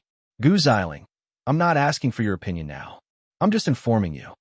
Gu Xiling looked at Sheng Kai with extreme hatred. In her heart, Sheng Kai would always be a pile of mud that could not be helped. Now that the so-called Godfather was praising him so much, it must be because he still had some special value. Only Sheng Kai was still complacent. Of course, Gu Xiling couldn't help but want to mock Sheng Kai when she saw him like this. However, deep in her heart, she had always blamed everything on Mu Chi-Chi. If Mu Chi-Chi hadn't snatched Sheng Xiao away back then, she wouldn't have been tortured like this. She felt that her marriage had been ruined by Mu Chi-Chi and Sheng Xiao. If Mu Chi-Chi was really pregnant this time, she would definitely think of ways to let Mu Chi-Chi have a taste of miscarriage and not being able to give birth. So, the next day, she went to the hospital again and asked about Mu Chi-Chi from the obstetrics and gynecology department. The doctor was unwilling to reveal Mu Chi-Chi's situation. After all, it involved other people's privacy. So, Gu Xiling spent a lot of money to ask the obstetrics and gynecology nurse. The nurse took the money and naturally told her the truth. Miss Mu is not pregnant, nor is she a patient. Then why did she come to the obstetrics and gynecology department? To see her friend. It's that Miss Feng who's pregnant, the nurse told her personally. When Gu Xiling heard this, she looked extremely disappointed. It wasn't Mu Chi-Chi who was pregnant, but Feng Shanshan. The money was really not worth it. After returning home, Gu Xiling didn't say a word. Whenever Sheng Kai saw her putting on an act, he wanted to slap her. Even now, she was still putting on the airs of a young lady. How's the investigation? Mu Chi-Chi isn't pregnant, and Mu Chi-Chi isn't the one seeing the doctor, Gu Xiling answered as she took out something from her bag. Then who is it? Feng Shanshan. Sheng Kai also smiled when he heard Feng Shanshan's name. It's actually Feng Shanshan. That's good. I can give Changbin a big gift. Gu Xiling didn't know that Sheng Kai and Changbin had met in private, nor did she know about the complicated relationship between Feng Shanshan, Tang Yin, and Changbin. She only saw a scheming look in Sheng Kai's eyes. Could it be that if Mu Chi-Chi wasn't pregnant, he wouldn't even let Feng Shanshan off? You're really unscrupulous. That's why you have to be obedient, Sheng Kai warned Feng Shanshan. Feng Shanshan couldn't help but shiver.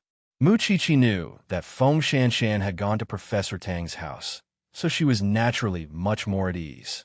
At least, Tang Yin would be easier to accept such an arrangement. Of course, the two of them still didn't know that Sheng Kai had already told Changbin about this. To Changbin, grasping Tang Yan's weakness was equivalent to letting Tang Yin wait for death. However, now that Feng Shanshan had been taken away by Tang Yan's uncle, he could only put in some effort if he wanted to find an opportunity to attack her. Late at night, Mu Chi-Chi called Feng Shanshan. She wanted to know if she was being properly taken care of at the professor's house.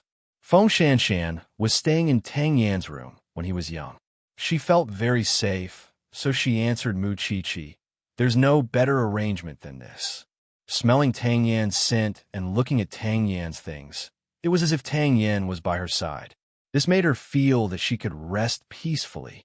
Perhaps the professor knew that she had this kind of mentality. Even though he knew that Tang Yan's room was very small, he still made some modifications and let Feng Shanshan stay there. Hearing Feng Shanshan's answer, Mu Chi-Chi finally felt relieved. Chapter 751. Got it. Why are you so naggy? Feng Shanshan said to Mu Chi-Chi in disdain. If you don't want me to nag, you have to remember it well, Mu Chi-Chi said patiently. She had worried a lot for this person and the child in her stomach. Feng Shanshan took a deep breath and looked like she had accepted her fate. I'll remember it. Mu Chi-Chi was satisfied with the answer and hung up. At that moment, Tang Yan's aunt entered Feng Shanshan's room with hot chicken soup. Child, drink it while it's hot. I've already removed the blisters for you. Don't worry, you won't get fat. Thank you, Auntie.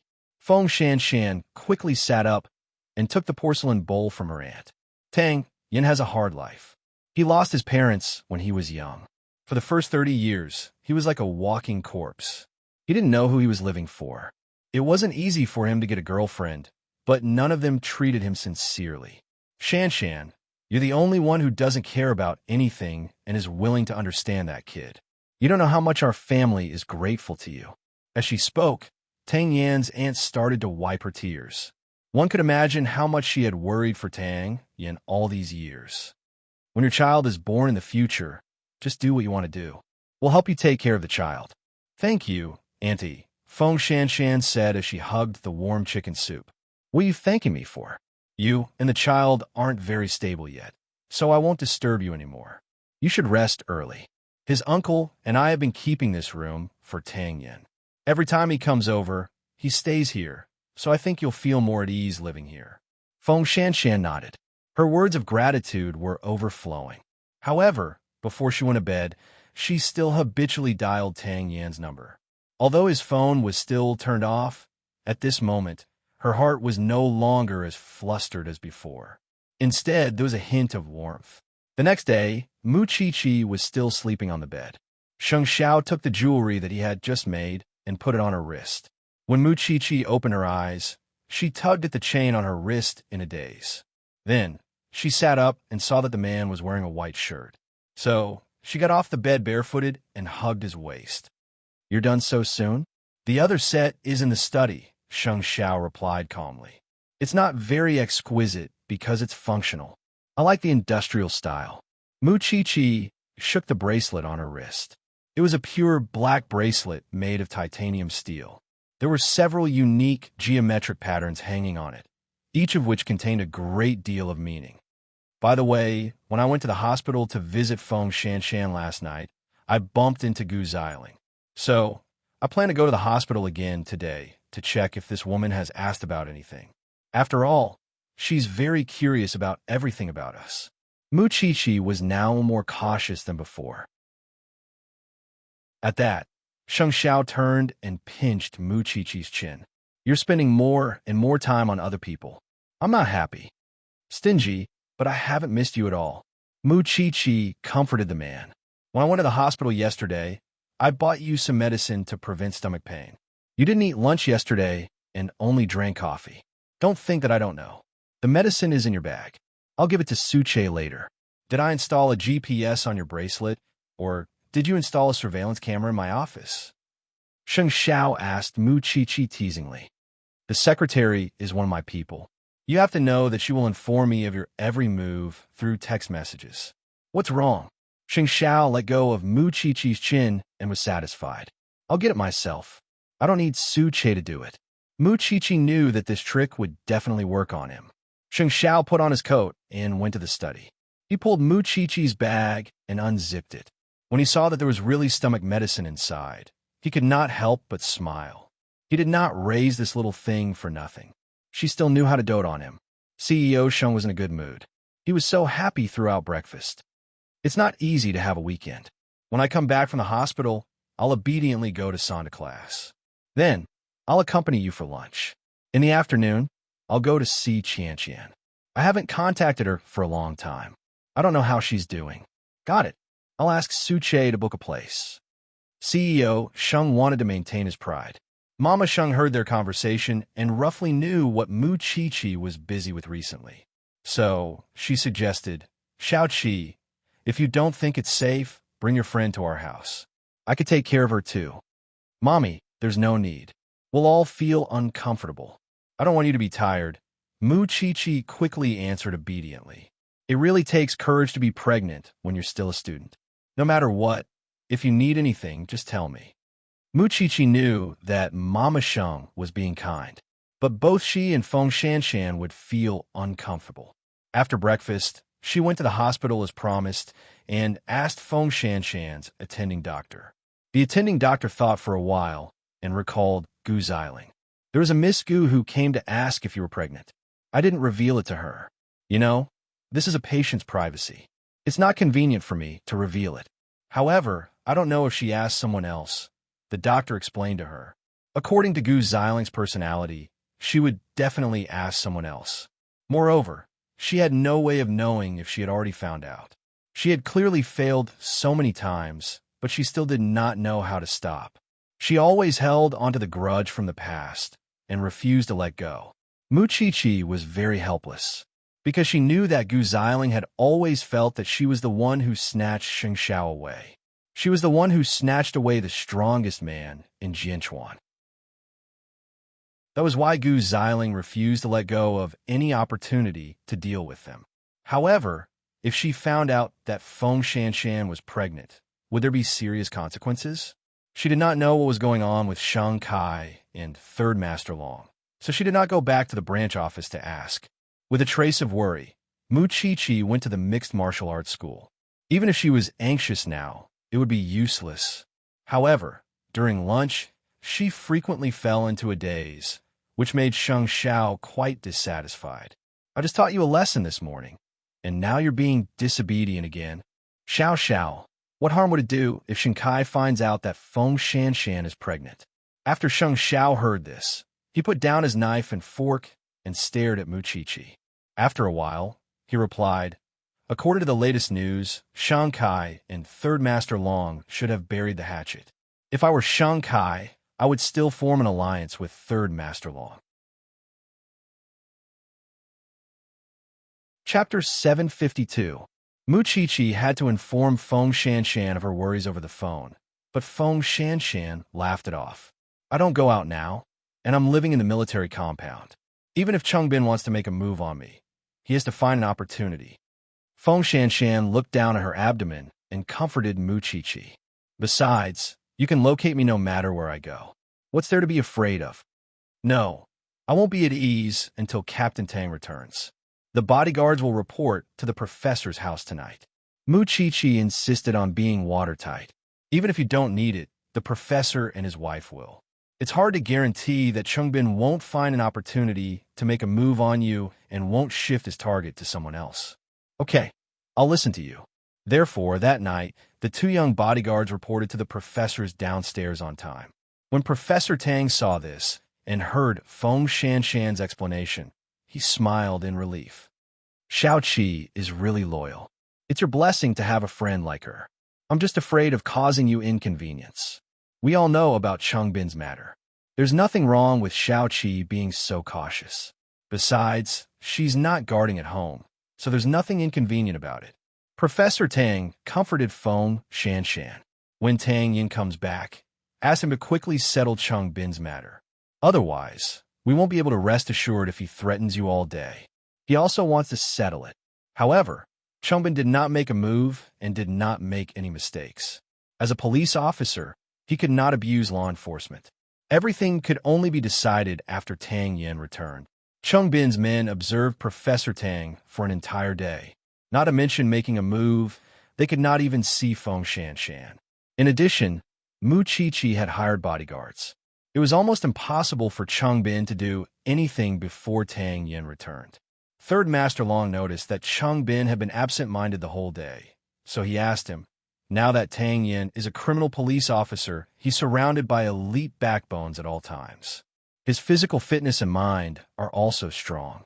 In addition, he knows that you've been released from prison and is on guard everywhere. It's impossible for you to deal with him now. But Third Master, he's not a narcotics officer now, but he's still investigating the source of those things that appeared in Huanyao. Aren't you afraid? Chungbin asked Third Master Long, what am I afraid of? I'm a serious businessman now. Those messy things have nothing to do with me. I don't need to be afraid at all. On the other hand, you, Chungbin, can't bear to mess up big plans. If you don't have enough patience and can't wait until Tang Yin lets his guard down, then the prison door will open for you. Chungbin also understood this logic. However, Feng Shanshan was clearly Tang Yan's weakness. It was also a rare opportunity for him to take revenge on Tang Yin in the near future. Unfortunately, Feng Shanshan was surrounded by people who were not to be trifled with, and Mu Qiqi was the first to bear the brunt. No, it should be Sheng Xiao, who was standing behind Mu Qiqi. This man was not inferior to Tang Yin at all. In fact, in terms of scheming, he was invincible. Third Master, I've suffered a lot in prison for so many years. I once swore that if I can't cripple Tang Yin with my own hands, then the rest of my life will be in vain.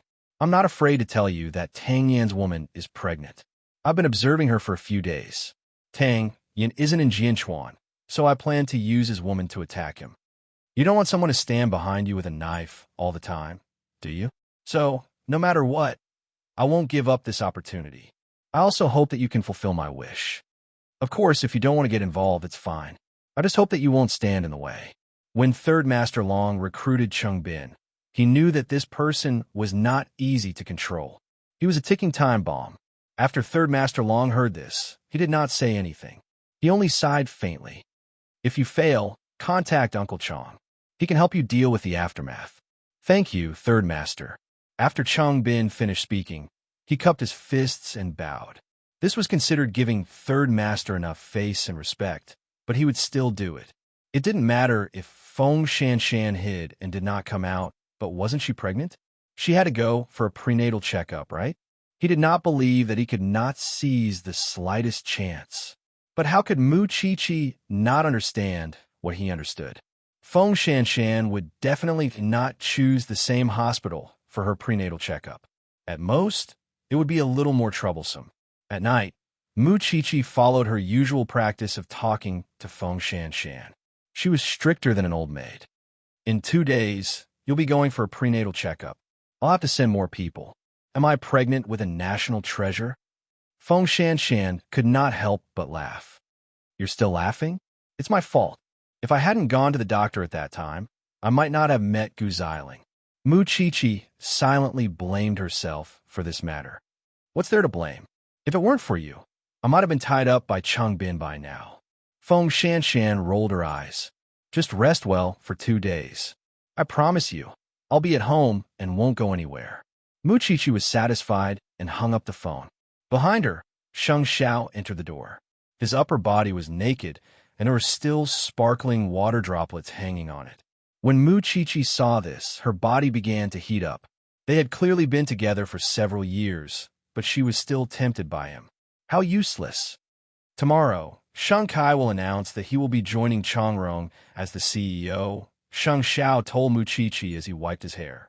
Mu Chichi naturally climbed onto the sofa and knelt behind Sheng Xiao. She took his towel and wiped him. That Changrong, which has a very bad reputation and keeps pressuring its employees to commit suicide. What does he think? He needs to rise again. Su Che went to investigate. The Gu family has nothing to do with Changrong.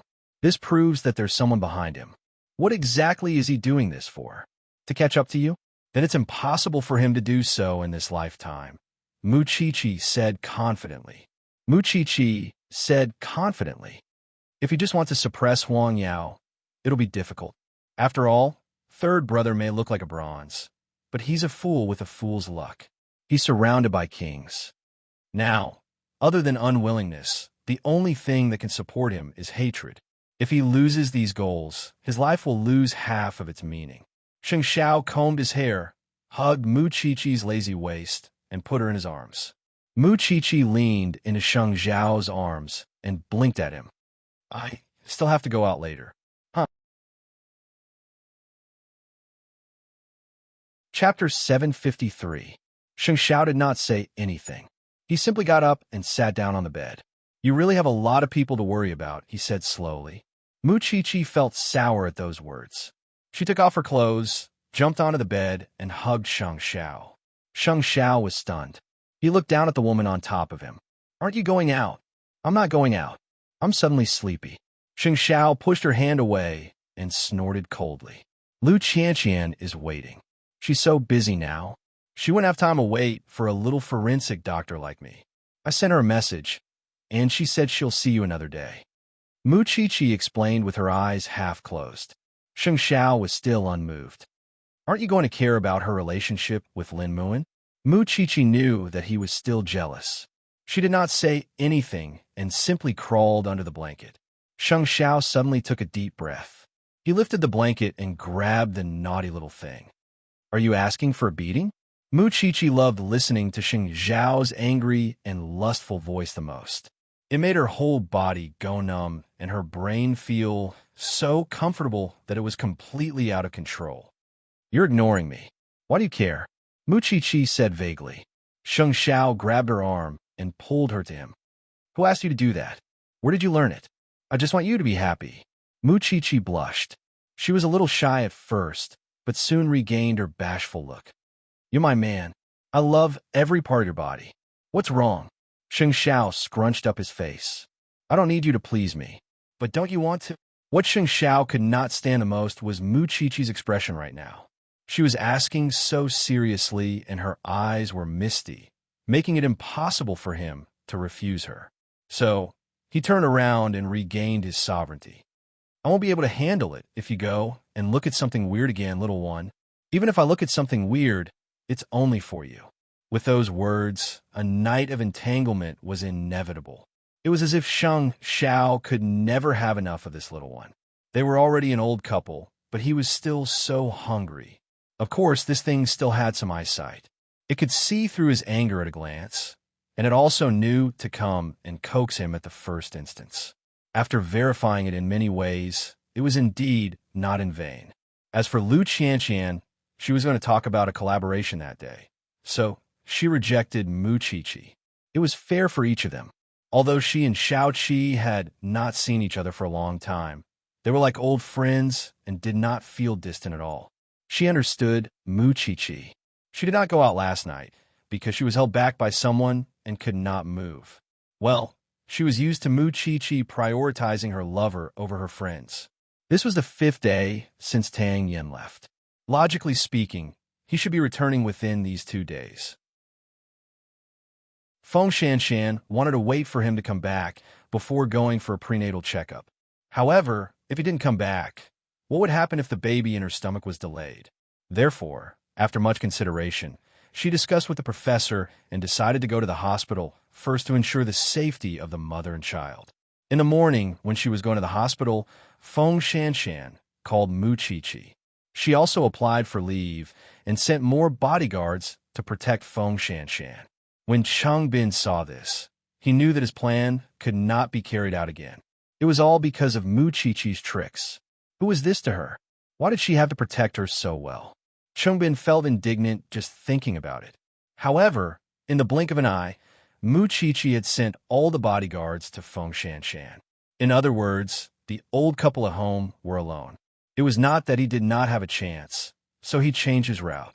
Although he might not be able to do anything to Feng Shanshan, he could still think of many ways to deal with this pair of old things. According to the observation of the people he sent, Professor Tang always drove to the branch office by himself. The route was also the same and had never changed. However, the traffic on that road was complicated, so there were not many places to start. On the other hand, Tang Yan's aunt always went out alone and did not like to drive, so she could be a target. However, he had underestimated Mu Qiqi's intelligence. After all, Mu Qiqi was a forensic doctor and had dealt with criminals of different levels. She would also make assumptions and think about what these criminals were thinking. Now that the entire family's attention was on Feng Shanshan, it would not be easy for Professor Tang and his wife to attract the attention of others. The chances of attacking them were much higher. Cheng Bin had this in mind, so he was at ease not far from the entrance of the courtyard to observe when Tang Yan's aunt went out. Not long after Feng Shanshan left, her aunt also went out with the information. She was used to taking a car because it was environmentally friendly. When they passed through the narrow alley, Cheng Bin signaled to the helper in the car to drive over and kidnap her into the car, and the helper did so. However, it was at this moment that a white car suddenly blocked the path of the small truck and picked up Tang Yan's aunt. When Cheng Bin saw this, he immediately retreated, because he knew that he was also being targeted. It was Mu Qiqi again. Not only that, but when Cheng Bin left, he also received a note from an adult. The handwriting on it was beautiful, and it was obvious that it was written by a woman. It was so difficult to get out of prison, and as soon as you got out of prison, you had the idea of hitting a pregnant woman. Do you want to go back immediately? Cheng Bin was so angry that he tore the note to shreds, because he suddenly understood that he was too stupid. He had come to alert the enemy before everything was ready. This was clearly the behavior of a reckless man. How could he have schemed against Tang Yan? He was too impulsive and overconfident. Or perhaps he had become stupid after being in prison. That was why he made such a stupid decision. Of course, there was also Sheng Kai's instigation and encouragement. It turned out that Third Master's words were all right. Hiding was his way out. Thinking of this, Cheng Bin immediately retreated. Feng Shanshan was only pregnant, and she still had to give birth. Even if the child was safely born, it would take time to raise it into an adult. There were so many opportunities in the future. Why was he so obsessed? Of course, if he wanted to fight to the death, then killing Feng Shanshan alone would be enough to make Tang Yen wish he was dead. Therefore, he would always pay attention and monitor Feng Shanshan. Because of Mu Qiqi's protection, Feng Shanshan went through the prenatal checkup smoothly. When the doctor got the results, he said that there were some small problems, but he only asked her to have regular prenatal checkup. It would not have much of an impact. Mu Qiqi watched her finish the ultrasound and was relieved. I think Captain Tang should be back in the next 2 days. When that time comes, I'll remove your bodyguards. Did you see Qingbin today? Feng Shanshan asked her. Chapter 754. Qingbin returned empty-handed. After returning to his residence, he kept drinking. But as long as he closed his eyes, he could remember how he had suffered in prison all these years, and how his former brothers were sent to prison by Tang Yan. He would never forget it for a moment.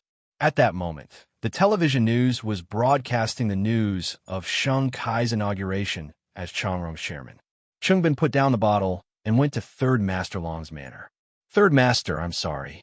Third Master Long knew that he wanted to rely on Sheng Kai and did not force him.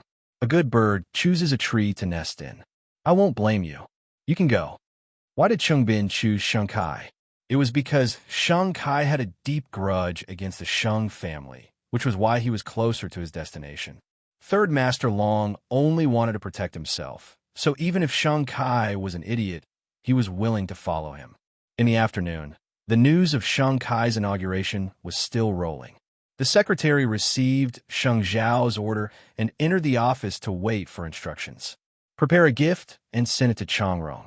Yes, President, the secretary said respectfully. Then, do you have any requests for gifts? I don't have any requests. Just give it to me, Sheng Zhao said without looking up. He was just being polite. Actually, today, the people around Sheng Kai kept congratulating him, but what really caught his attention was the gift from Zhongting. What was that supposed to mean? A reminder? Don't forget, the future is long. Gu Xiling was quite obedient today. No matter how unwilling she was, Sheng Kai was the CEO of a company, and she was the CEO's wife. Changrong's reputation used to be very bad. Perhaps if the two of them worked hard, they could change the situation. However, she had no idea how naive she was, because she did not understand the meaning of Changrong's existence. In the evening, Qingbin appeared at Changrong's banquet. Sheng Kai saw Qingbin appear at the door and asked someone to bring him into the VIP room. A moment later, he left the guest and entered the VIP room. Before Qingbin could speak, he said, "You fail, right? You know, with Mu Chi and Sheng Xiao around, it'll be hard for you to succeed. If you really want revenge, the first thing you have to do is to get rid of these two people. I happen to lack a bodyguard. How about it? Are you interested? I can take up the position at any time," Qingbin replied. "Welcome to my team." Sheng Kai laughed. "Of course, I have to package you well. At the very least, I'm the CEO of Changrong. I can't bring a person with a criminal record with me. But you don't have to worry about that. Go home and wait for my call." Qingbin stood up from the sofa. Before he left, he asked Sheng Kai hesitantly, "Will you really help me take revenge? I'm not like Third Master Long. My goal is very clear. I want to deal with the Sheng family. I've helped you clear away the Sheng family. Whether it's Feng Shanshan or Tang Yan, they've all lost their protection. Do you think it'll be easy for you to do it? Does this count as help?" Qingbin was silent. He turned around and left the hotel's VIP room. After Qingbin left, Sheng Kai called Jinbo Godfather. "I've found a fighter. Everything is ready. Kai, in order to celebrate you taking over Changrong, Godfather wants to give you a gift." Sheng Kai did not know what gift Jinbo was talking about. He only felt anticipation from the bottom of his heart. "Then I'll thank you in advance, Godfather. What else could it be that could make Sheng Kai happy? It must be related to the Sheng family." Late at night, the cool breeze continued. Mu Chi personally delivered the other set of jewelry to Sheng Bowen to express her sincerity. There's a GPS device inside. It's also for third sister-in-law's safety. After all, Qingbin was watching Feng Shanshan, and Sheng Kai was watching the Sheng family. None of them were easy to deal with. "I really didn't expect you to give me such a gift. It really surprised me." Sheng Bowen put away the box in surprise. He was afraid that Mu Chi would take it back if he was a second late. Things are secondary. The most important thing is that you take good care of her. Mu Chi rolled her eyes at Sheng Bowen. "All right, I can't be out for too long. That person at home has a bad temper recently. I'm afraid of being taught a lesson. Go. It's time for me to go home and present the treasure." Sheng Bowen hugged the box and was so happy that he couldn't control himself. Since it was made by Zhongting, it must be something good. In the middle of the night, Tang Yin returned home after completing his mission. However, because it was 3 o'clock in the morning, he did not make much noise. His phone was out of battery, and he could not turn it on.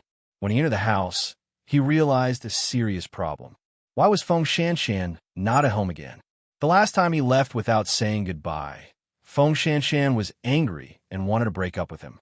But this time, he had told Feng Shanshan in advance. Why was she still not at home? Didn't he tell her to stay at home obediently? After taking a shower, Tang Yin came out of the bathroom and found that the furniture in the house was covered in a layer of dust. It was obvious that she had been gone for more than a day or two. Then, Tang Yin turned on his phone and found that Feng Shanshan would send him a text message on time every day. Are you home? When are you going home? Call me immediately when you're home. I'm staying at my uncle's house. Uncle? Tang Yin reacted for a moment. It should be his uncle without a doubt. Perhaps something had happened in the past few days when he was not around. That was why Feng Shanshan was staying at the professor's house. Since she was safe, there was no need for him to be in a hurry. So, he sat down on the sofa, took out the medicine box, and applied medicine on himself. This time, the injury was not too serious. It was just a gunshot in the lower abdomen. The bullet had been taken out, and now it was time to change the medicine. Lying on the bed that still had Feng Shanshan's fragrance, Tang Yan's emotions suddenly calmed down. However, it seemed that every time he was loaned out, he would never return in one piece. He would always be injured. If Feng Shanshan found out, she would be worried again. The next morning, Feng Shanshan took the initiative to go home because she was used to calling once in the morning and once in the morning. This time, the call went through. She knew that someone had returned. So, she asked Professor Tang to send her home in the morning. Because the professor was busy with work, he only said that he would teach someone a lesson at night and drove away. After entering the house, Feng Shanshan saw that the coffee table in the living room was covered in bloody bandages. Her heart sank. She knew that someone had returned with injuries again. Then, she quietly entered the bedroom and saw that someone was lying on the bed with his upper body naked. She did not disturb him and simply tidied up the house, waiting for him to wake up.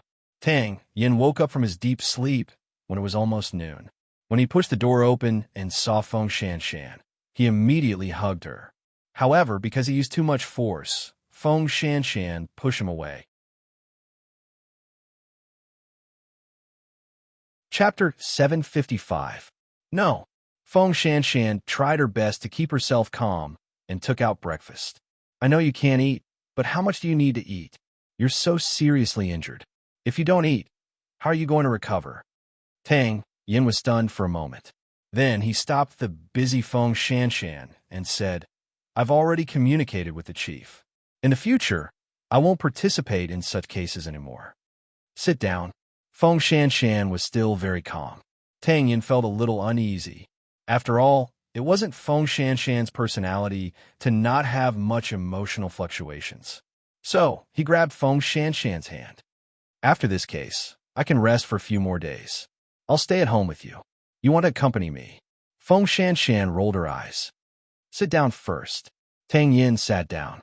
However, he sat down with his hand covering his wound. Feng Shanshan saw it and snorted coldly. I don't know if you're accompanying me or if I'm accompanying you. In order to punish this man, Feng Shanshan didn't plan to tell him about her pregnancy. However, because of the doctor's advice, she had to stay in bed as much as possible. So, she simply tidied up the house and went to bed again. There was still Tang Yan's body temperature under the blanket. Feng Shanshan finally felt at ease and fell asleep peacefully. Seeing that Feng Shanshan had fallen asleep, Tang Yin knew that she had been worried all day, so he ate a few mouthfuls of breakfast and returned to bed. He lay down beside Feng Shanshan and held her in his arms. In her sleep, Feng Shanshan was very uneasy. She kept kicking the blanket, and sometimes she would even talk in her sleep. Tang Yan's heart ached. He had never felt so deeply that he wasn't a man. Then, he hugged Feng Shanshan tightly and comforted her gently. I'm here. I'm back. Originally, Tang Yin wanted to hug Feng Shanshan and sleep for the whole day, but the police station still called. Captain Tang, there's another suicide at Changrong Electronics. This is the fourth case in the past 2 years. Also, there's something strange. The girl who committed suicide this time had a lot of similarities with the suicide case we determined previously. It was a call from old Chung. He had only been back for one night, and these people already knew his whereabouts. Initially, Tang Yin didn't want to bother with it, but he knew that Shang Kai had taken over Chongrong Electronics.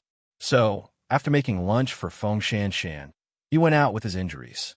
After arriving at the branch office, old Chung quickly came up to him. However, when he saw that Tang Yin didn't look well, he felt a little guilty. "Captain Tang, are you injured?" "It's a small injury," Tang Yin answered. "I don't want to disturb you, but this matter is a little." "I'll go to the autopsy room first," Tang Yin said firmly again. Then, he turned the corner and went to the autopsy room. Professor Tang looked up and saw him. He stopped his work and glared at him. "Why are you here?"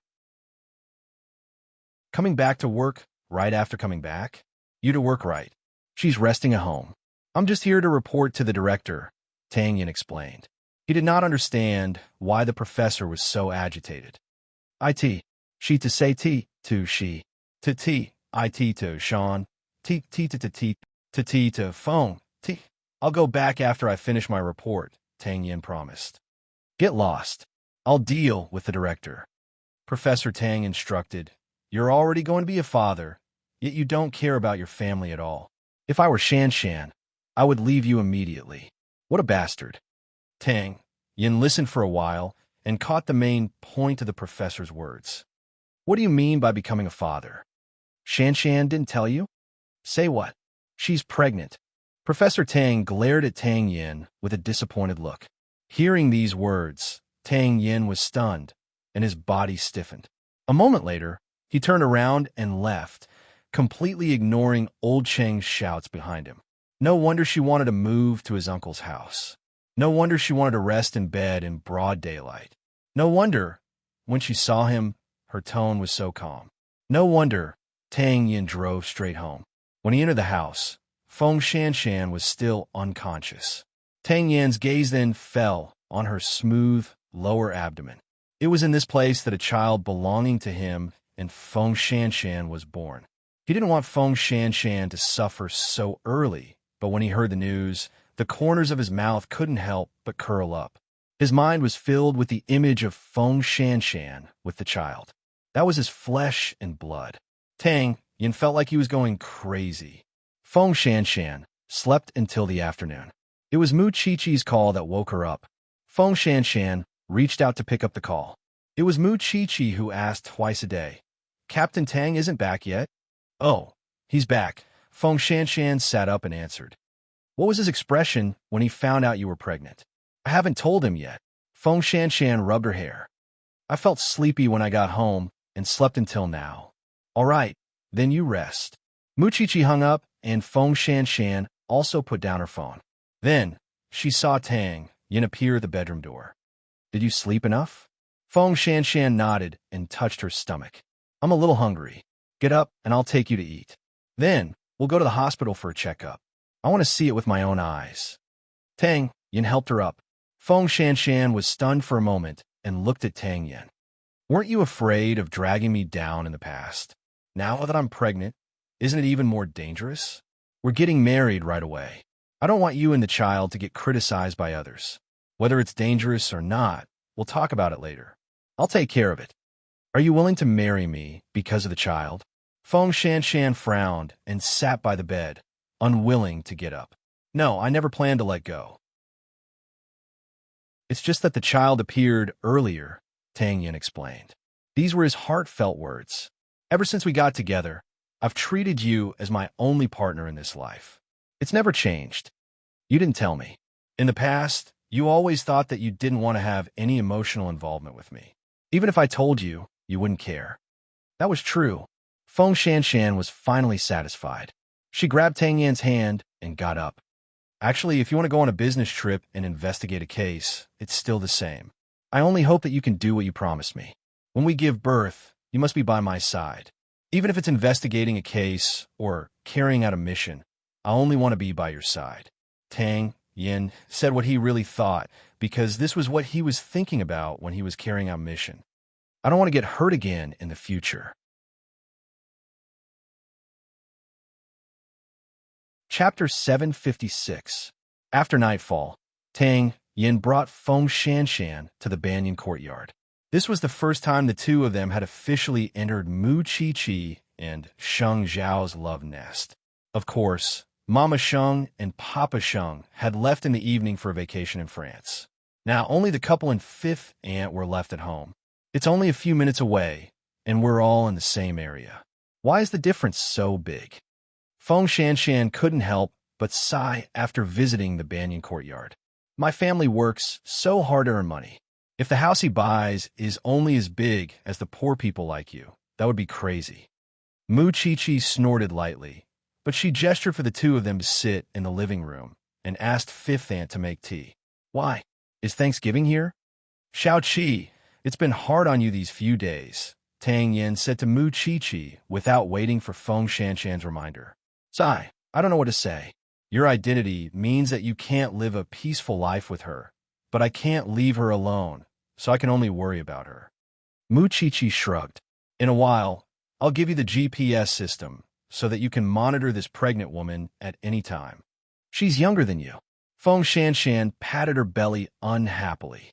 While the two of them were bickering, Sheng Xiao walked out of the study on the second floor and looked at Tang Yin. Is it convenient for us to talk? The two women looked at each other. When did the two of them become so familiar with each other? However, before the two of them could react, Tang Yin had already stood up and followed them to the second floor. Mu Chi looked at Feng Shanshan suspiciously and then understood. It's probably because of Changrong and Sheng Kai. Sheng Bin followed Sheng Kai. The first thing Sheng Xiao said after closing the door was to tell Tang Yin this news. Sheng Kai isn't as difficult to deal with as Third Master Long, but he's definitely more disgusting than Third Master Long. Third Master Long knows how way the pros and cons benefits come first, but Sheng Kai is only doing it for revenge. Sheng Kai needs a fighter who won't break his arm, and Cheng Bin needs a chance to get close to you. That's why the two of them joined forces so quickly. Therefore, their target is no longer just you or me, but all of us. After Tang Yin heard Sheng Zhao's words, he nodded lightly. I will thoroughly investigate the matter regarding Changrong. The mad dog is so eager to bite me, so I can't sit still and wait for death. A few years ago, I could send Cheng Bin to prison. Today, I can also make Sheng Kai stay in prison.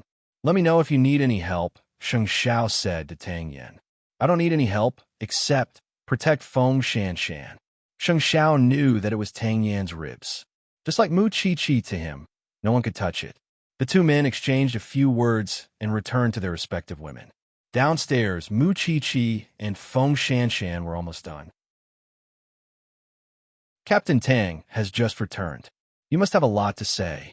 Don't waste your time here. Go back. Mu Chi began to chase the guests away.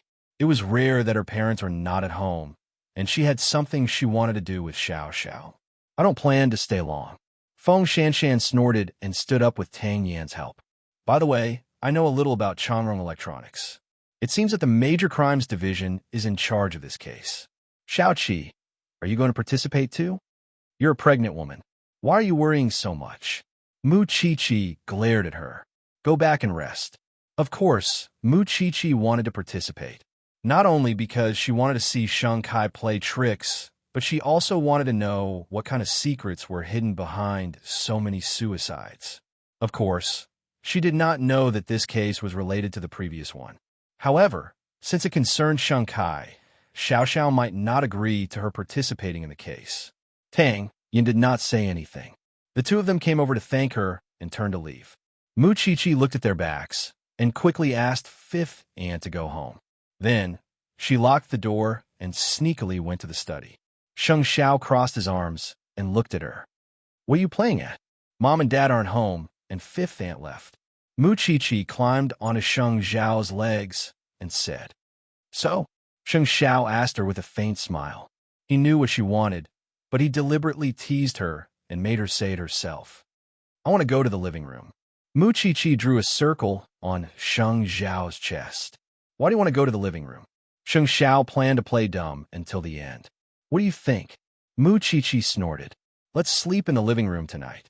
It was impossible for him not to understand such an obvious hint, right? Sure enough, Sheng Xiao carried Mu Chi horizontally and walked straight to the living room downstairs. Little one, I'll be tortured to death by you sooner or later. Mu Chi was young and was at the age when all aspects of her qualities were strong. As a man in his 30s, he naturally had to be satisfied every day. No matter what, he couldn't let his woman suffer, right? Tang Yin brought Feng Shanshan home and personally wiped her face and feet. Feng Shanshan felt that this was not something a man should do, but Tang Yin held her hand. This is all I can do for you. If you don't let me, I'll feel very guilty. Feng Shanshan saw that he did not change his clothes and knew that he was actually waiting to report to the branch office at night. Are you still going out? I have to accept the matter of Changrong Electronics as soon as possible and thoroughly investigate Sheng Kai. Why? Chengbin followed Sheng Kai. Tang Yin answered calmly. Feng Shanshan immediately understood when she heard that. This was also the reason why Shang Xiao had asked her to go to the study to discuss. Feng Shanshan did not stop him.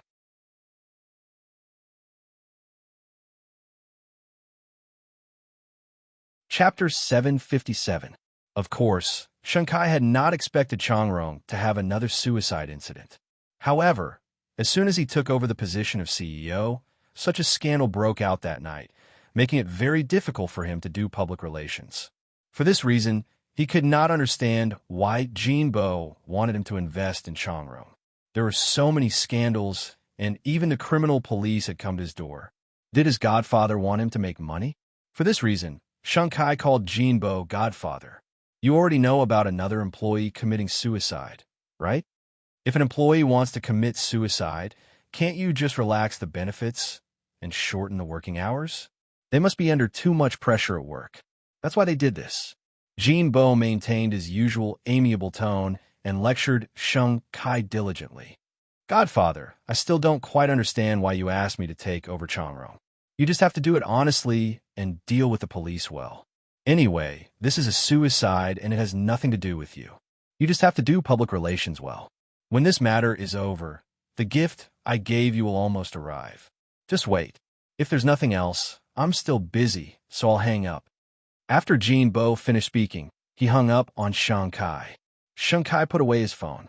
He really did not understand, but he could only do as Jinbo said. There were some paths that once you move forward, you could not turn back. At 10 o'clock in the evening, Tang Yin went out to the field with Old Cheng and Senior Brother Long. For this reason, Old Cheng and Senior Brother Long yawned and asked Tang Yin, Captain Tang, why are you going so late? If it weren't for the fact that your field work isn't good enough, we could be having a comfortable meeting in the branch office right now. We wouldn't need to go to the crime scene. Tang Yin looked at the photos they had taken and said, Since you've discovered the similarities with the previous case, why are you still so careless? Old Cheng and Senior Brother Long looked at each other, but did not say anything. If they were as careful as Tang Yin, they would not have been a criminal police officer after working for so many years. Are they really not as good as Mu Chi? The two of them coughed lightly. They were familiar with Changrong's access control. Because it was already after work, there was no one else in Changrong Electronics other than the guard. Officer, didn't you come here during the day? We don't care about time when investigating cases. In order to find the real culprit as soon as possible, please cooperate. Where's the person in charge of Changrong? After Tang Yin finished speaking to the guard, he turned to ask Old Cheng. He was referring to Sheng Kai. Wait in the office, Old Cheng replied. Let's go to the scene first and then meet him, Tang Yin ordered. Aren't we going to see him first? They're still waiting. Old Cheng thought to himself that Captain Tang really didn't take the other party seriously. Let him wait, Tang Yin answered as he took out his gloves and put them on. Lead the way. The two of them had no objections to their boss's order. They quickly walked in front and went to the crime scene first, which was the staff's dormitory. It was still the same. He took the medicine, died in the bathtub, and left a suicide note. Tell me, is there anything similar to the previous case? Tang Yin asked Old Cheng as he reviewed the scene. In the previous case, Chi and the professor found out that before the victim committed suicide, she went to get her nails done. She even searched for a guide to travel abroad on the computer. Most importantly, the victim's home, which was the first crime scene, was too clean. It was so clean that even the victim's fingerprints were gone. What about this time? Of course, Tang Yin knew. He picked up the case and found a business card under the victim's bed. It's the same for this girl. The day before, she had an appointment with her friends to go to the movies and booked a haircut on the weekend. Although she didn't have any plans to travel abroad, she bought a train ticket home. I heard that her mother was sick. In addition, the room was also abnormally clean. After Tang Yin heard this, he took out a business card from his pocket and handed it to the two of them. Old Chung, look for it carefully. See if there's any information related to this card in this room. Xiao Long and I will go meet Sheng Kai. Old Chung took the business card and nodded. Don't worry, Captain Tang. When Tang Yin turned around, he covered his wound, which attracted Xiao Long's attention. Captain Tang, you're seriously injured, aren't you? Xiao Long scratched Tang Yin's clothes and found that there was a bandage wrapped around his left abdomen. There were still traces of blood. Is it a gunshot wound or a stab wound? It has nothing to do with you. Don't tell anyone else, Tang Yin said lightly. It's never a good thing when the relevant departments lend you out. Xiao Long rolled his eyes. This person was injured when he went out, so there must be a big case.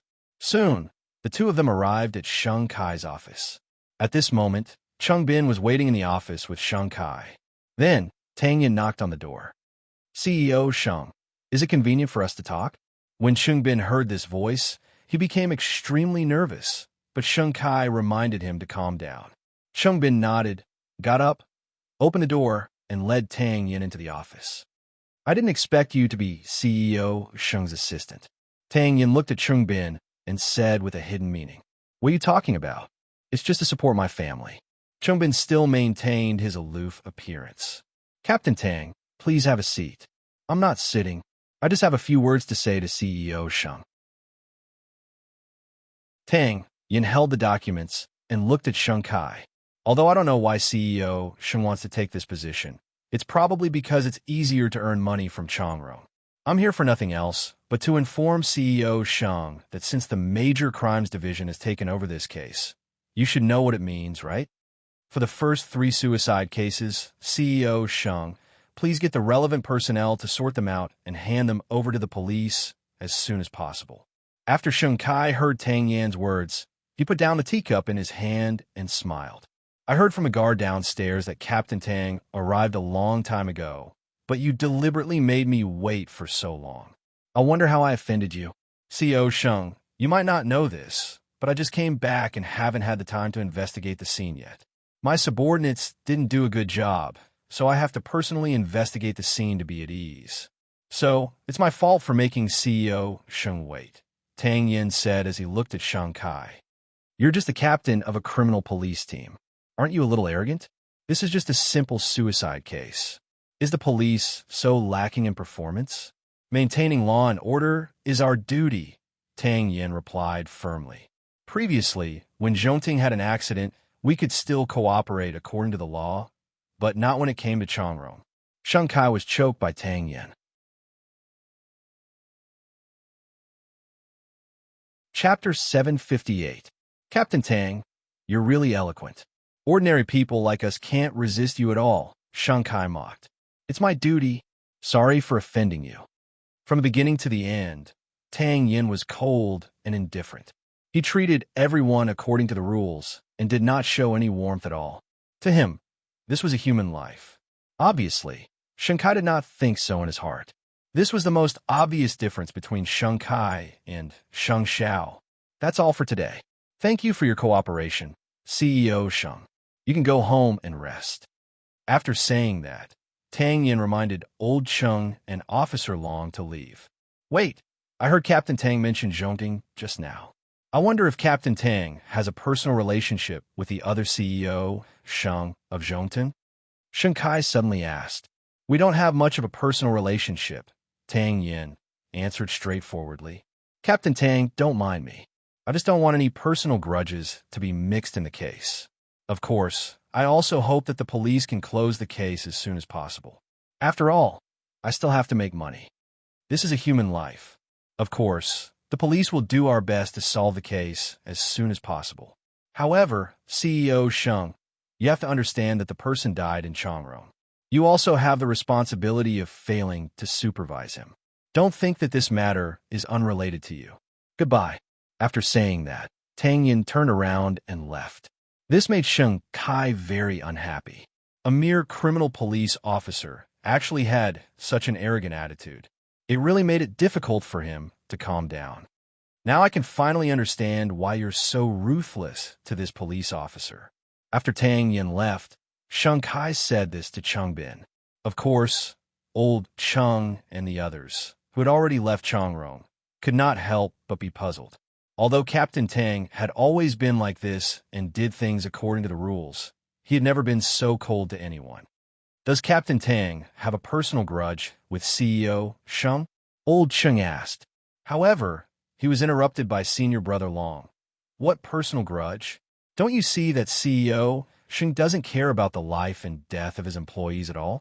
Think about what Zhongting did before. Although it's rumored that Zhongting's CEO, Sheng Xiao, is a good and evil person, what's the truth? He's a magnanimous gentleman. At first glance, you can tell that he's full of righteousness. Unlike this person, if he were in a fantasy world, he would be a crooked devil. It would be strange if Captain Tang likes him.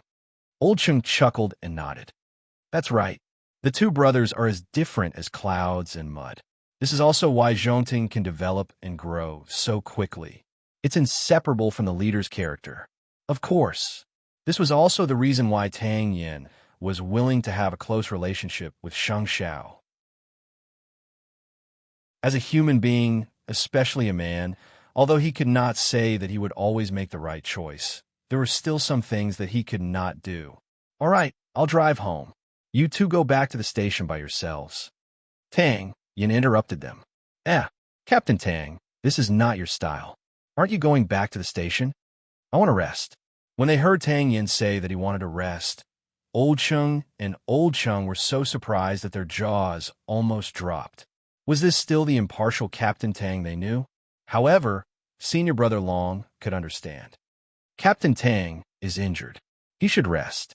By the way, Captain Tang, this is for you. Old Cheng took out a card and handed it to Tang Yin. I didn't find any effective information in the deceased room. Come to the meeting tomorrow. Tang Yin took it back, opened the car door, and got into the car. When there was no security system at home, he would definitely stay by Feng Shanshan and the child's side. After Shen Kai returned home, he was questioned by Gu Xiling. It's so late. Why did you come back so late? Do you think it's that easy to deal with the police? Shen Kai told Gu Xiling about Tang Yin humiliating him at Changrong today. He said that he doesn't have a personal relationship with Sheng Xiao. I don't believe him at all. What can I do? Sheng Xiao is naturally better at winning people over than you in this regard. Gu Xiling snorted. You'd better find your own reasons. Also, Sheng Kai, I still feel that there's something wrong with this matter. Why did Godfather let you take over a company that always has problems? Aren't you curious? It has nothing to do with you. Just be the wife of the CEO, Sheng Kai said as he took off his coat. I don't want to care about you either, but I want to make sure that I won't be dragged down by you. After saying this, Gu Xiling entered the bedroom and closed the door. These two people had successfully acted out what it meant by husband and wife being birds in the same forest. When disaster struck, they would fly separately. Of course, Sheng Kai had thousands of doubts in his heart, but now that his godfather was unwilling to tell him anything, what could he do? The next day, Mu Chi-Chi woke up early and obediently went to the kitchen to make breakfast. It was obvious that she had a guilty conscience and wanted to do something to Sheng Xiao. After Sheng Xiao went downstairs, he sat at the dining table and drank his coffee. When he saw Mu Chi-Chi's little head, he asked without raising his head, "What do you want now? Can you let me participate in the case?" Mu Chi-Chi sincerely lay on Sheng Xiao's body and acted coquettishly. Sheng Kai suddenly took over Changrong in a mysterious manner. There must be a secret behind it. Other than the old man, the other person he hates the most is you. I think if I participate, I can take precautions. No. Sheng Xiao directly refuted her with 2 words. Moreover, if there's any news, Su Che will know to update it. There's no need for you to specially inquire about it. Muchichi had no choice but to roll on Sheng Zhao's body.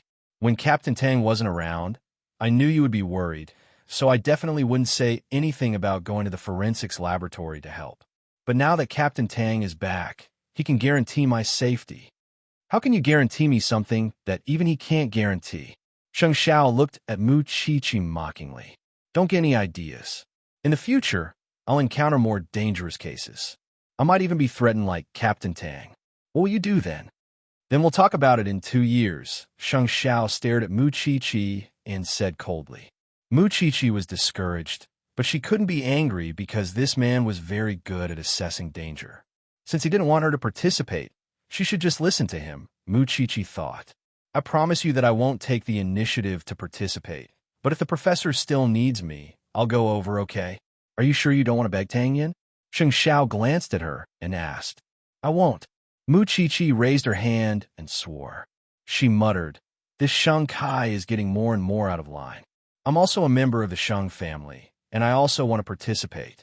I can't always let you and third brother carry the burden. The most important thing is you. Sheng Xiao didn't say anything. He just stroked her hair. It was very comfortable. Chapter 759. Then, can you promise that you'll tell me when you find out what's wrong? Muchichi lay on Sheng Zhao's lap again and said, in the past few years, I've always believed in you, respected you, relied on you, and accepted your careful care. However, sometimes, I also want you to treat me equally and not always treat me like a child. Sheng Xiao lowered his head and looked at Muchichi. He realized that he had been thinking more and more about this recently, but it was still developing in a good direction. So he nodded. Forget it. If you don't make me worry anymore, I'll definitely not be used to it. As long as the professor really needs you, I won't stop him. You promised me. You can't go back on your word. Sheng Xiao held Muchichi's hand and couldn't help but roll his eyes at her. When have I ever gone back on my word? That was true. Muchichi was relieved. She returned to the dining table and ate her breakfast seriously. However, throughout breakfast, Muchichi kept peeking at Sheng Xiao. She didn't know why this man was so good-looking. No matter how she looked at him, she didn't get tired of him. Sheng Xiao knew that burning gaze, but he didn't interfere. It was fine if it was his, but if it was someone else, who would have the guts to do so? After breakfast, Tang Yin entered the branch office for a meeting. However, before he entered the office, Old Chung came up to him with a frown. Captain Tang, the chief wants you to go to his office. Tang Yin nodded. He had guessed it because of the business card he had picked up earlier. Tang Yin, hurry up and close the suicide case of Chong Rong's employee. I have a new case here that I need you to handle immediately. Tang Yin sneered faintly, but he took out the card and placed it on the chief's desk. Although I don't know if the previous 3 suicides of Chong Rong were because of this, I'm sure that the 5 suicides are inextricably linked. Moreover, there will be more murders soon. When the chief saw the business card, he was stunned. If the chief wants to be a confused person, I can only follow suit. It's just that I'm starting to wonder why I'm wearing this police uniform. Many years ago, the prisoners I sent to prison are now eyeing my family and even my lover covetously. But I've never regretted it because I know that I've done the right thing. But now, I've seen through too much. I know that the real culprit is free, and I know that the deceased is wronged. But what can I do as a criminal police officer? If the director wants to close the case with suicide, then I won't want to wear this uniform anymore. After that, Tang Yin turned around and wanted to leave the chief's office, but he was called back by the chief. Stop right there. Are you even human? The chief was also angry. Do you think that you're the only one who's upset? I've been a police officer for more than 30 years, and I've caught countless criminals. I also want to catch all the criminals in this world in one fell swoop, but there are times when I have the will, but not the strength. Then there's nothing more to say. Wait. The director stood up and blocked Tang Yan's way. If I allow you to investigate this case, how long will it take for you to give me a satisfactory answer? Tang Yin shook his head. Director, I can't give you any guarantee. The director took a deep breath and finally slapped the table fiercely. I'll give you a week because I can only withstand the pressure for a week. Let's see how far you can go first. Thank you, director. Take it back, you bastard. The director gritted his teeth because he knew what it meant to allow Tang Yin to investigate this case. Tang Yin took back the business card and returned to the conference room. He immediately called for a meeting. Tang Yin planned to find some connections between the suicide of the young girl and the physical evidence of Sheng Kai framing Huang Yao. He had a feeling that the people who were stirring up trouble behind the scenes in Jianchuan were the same group. Of course, before the meeting, Tang Yin called Sheng Xiao in advance. What's the matter?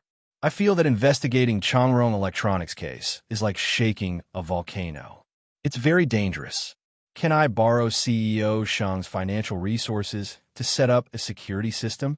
There are some things that the police can do, but there are also some things that the police can't do. Tang Yin said it so directly. Of course, Sheng Xiao understood. That idiot Sheng Kai probably didn't know what kind of quagmire he had fallen into. Not only did he become someone else's pawn, but he also wanted to drag the Sheng family and Zhongting down with him. Moreover, Zhongting's current strength was inextricably linked to the Shun family. It had already been feared by many people. Even without Sheng Kai being the executioner in the middle, there would probably be people looking for trouble with him soon. I've said it before. I'll increase my investment in this area. If you need manpower or financial resources, just tell me. I've already prepared this fund. Is 1 billion enough? Thank you for your generosity, CEO Sheng. But I need people more, people like Su Che. With money, are you afraid that you won't be able to hire people? Sheng Xiao chuckled. Originally, he only wanted to be a pure businessman. However, after interacting with Secretary He for a long time, he also understood a principle. He was in the military industry. Now that the Shun family was in charge of Jianchuan, he could have a smooth journey. However, in a few years, when the time came, the number of people he blocked would be the number of people who would come to settle the score with him. There's one more thing. I want to borrow Chi-Chi. Hearing Tang Yan's request, Sheng Xiao smiled. Why? At most, he thought that the professor would need cheer. He did not expect Tang Yin to ask for her personally. Xiao Qi's observation is different from ordinary people. It's a pity that she's only a forensic doctor. She could be a criminal police officer. Although you're her guardian angel, you can't deny that she has the ability. Tang Yan's words were much more convincing than the little one's own words.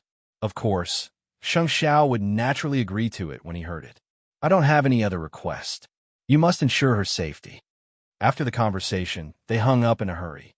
Then, Tang Yin returned to the office and sorted out the case with everyone. At noon, Mu Chi-Chi received a call from the professor. She was so happy that she almost flew into the air. Even so, Mu Chi-Chi still called Sheng Xiao to ask for his opinion. Go ahead. Sheng Xiao kept his word. After that, Mu Chi-Chi was borrowed again. The students from the forensic science faculty were quite dissatisfied. But who asked her to be the top student even if she didn't go to class? Don't be jealous. Mu Chi-Chi became a forensic assistant and handled so many dead bodies. She has accumulated so much experience, but you can't even beg for it. Are you all still hoping that she will fail? She has actual combat experience. How can she fail? However, the students' discussion was behind the scenes. Mu Chi-Chi did not know about it.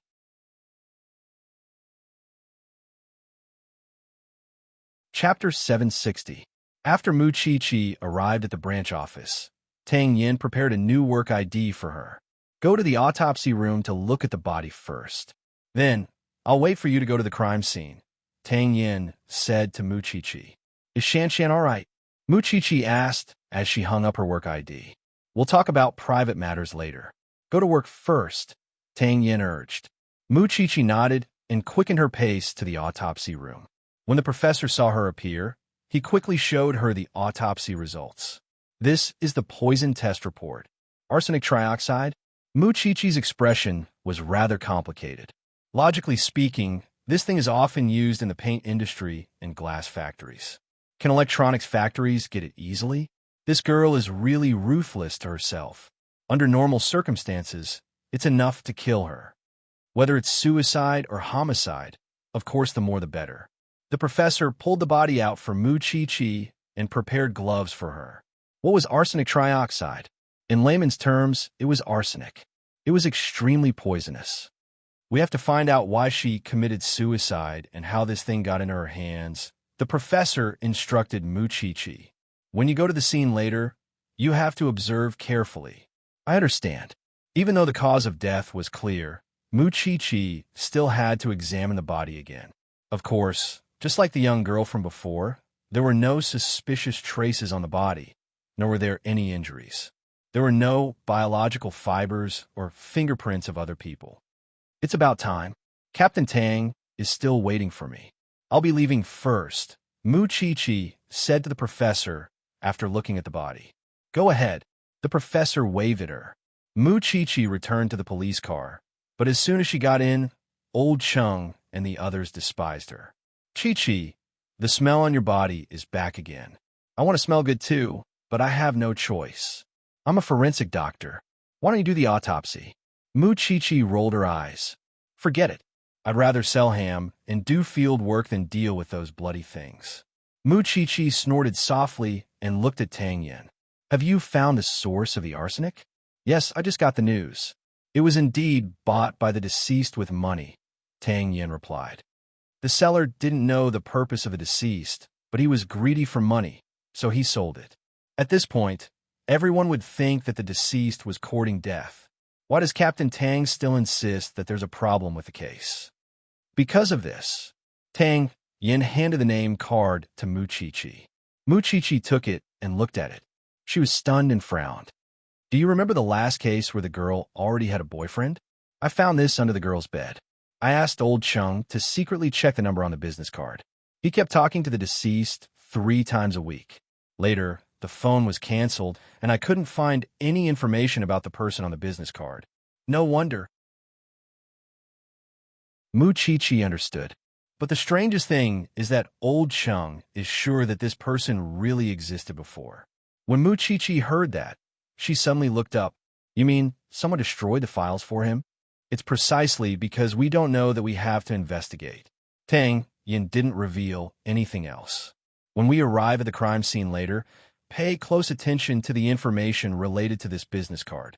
Although Old Chung did this, I still feel that you need to see it. Old Chung pursed his lips. He was unhappy, but he had to admit that Xiao Qi was 100 times more careful.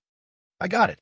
Mu Chi still had doubts in her heart, but she didn't ask in front of Old Chung and the others. After they got out of the car, Mu Chi said, Captain Tang, you didn't finish what you were saying just now, did you? Tang Yen chuckled and nodded. If Old Chung and the others had half of your observation skills, I wouldn't have had to catch you when you went to school. I know a person whose former name is on a business card. Are you saying that this person used his defunct name to commit murder? I hope not. Mu Chi didn't ask further because of Tang Yan's identity. He was a criminal police officer, and the people around him naturally had something to do with the police industry. This was also the reason why Tang Yan was cautious. The two of them entered Changrong's main gate at the same time. At this time, Sheng Kai was bringing Gu Xiling around the park. When enemies met, their eyes turned red. Gu Xiling walked over and said to Mu Chi, "You're really haunting me. You're everywhere. If there wasn't a murder case at Changrong Electronics, you wouldn't be able to see me even if you wanted to." Mu Chi snorted. There was a hint of arrogance in her tone. However, this made Old Chung and the others happy. They were all young ladies from rich families, but the difference was huge. You're just a forensic doctor. What's there to be proud of? Besides, you have a personal grudge against us. Who knows if you'll take this opportunity to avenge your personal grudges. Gu Xiling grabbed Mu Chi and prevented her from entering Changrong's staff dormitory. After hearing Gu Xiling's words, Old Chung was angry. He opened his mouth to retort, but was stopped by Mu Chi. I'm not as free as you. Speaking of which, I still have a private score to settle with you, but not now. Mrs. Sheng, ever since I met you, you've always been in a state of ignorance. There's a murder case at Changrong today, but you're still acting recklessly. You're wasting time by stopping me. It won't do Changrong any good. Mu Chi's tone began to turn cold. Tang Yen also said directly, Mrs. Sheng, please don't interfere with official business. After saying that, he brought Mu Chi-Chi to the first scene of the murder case. Gu Xiling wanted to chase after her, but she was stopped by Shinkai. She has a public position now. Don't pester her endlessly. What can she do to investigate the case? She just wants to cause trouble for Changrong. If you want to stop her, then come up with a way. Yelling here will only embarrass you, Shinkai said sternly. Isn't our current situation difficult enough? You still have to make things difficult for me here. Gu Xiling found it hard to calm down, but she was helpless. Could Mu Chi-Chi solve the case alone? She suspected that this case could not be closed as a suicide. It was Mu Chi-Chi's doing. She was extremely despicable. Mu Chi-Chi carefully observed every part of the crime scene. It was such a clean space. The murderer had even cleaned up the traces of the deceased. How about you find new clues? Mu Chi-Chi took out the business card and thought about it carefully. The last woman had a boyfriend, but this time, this woman did not. She was single. She could make the deceased willingly buy arsenic. There must be a connection between the deceased and the murderer. It was just that they had not discovered it.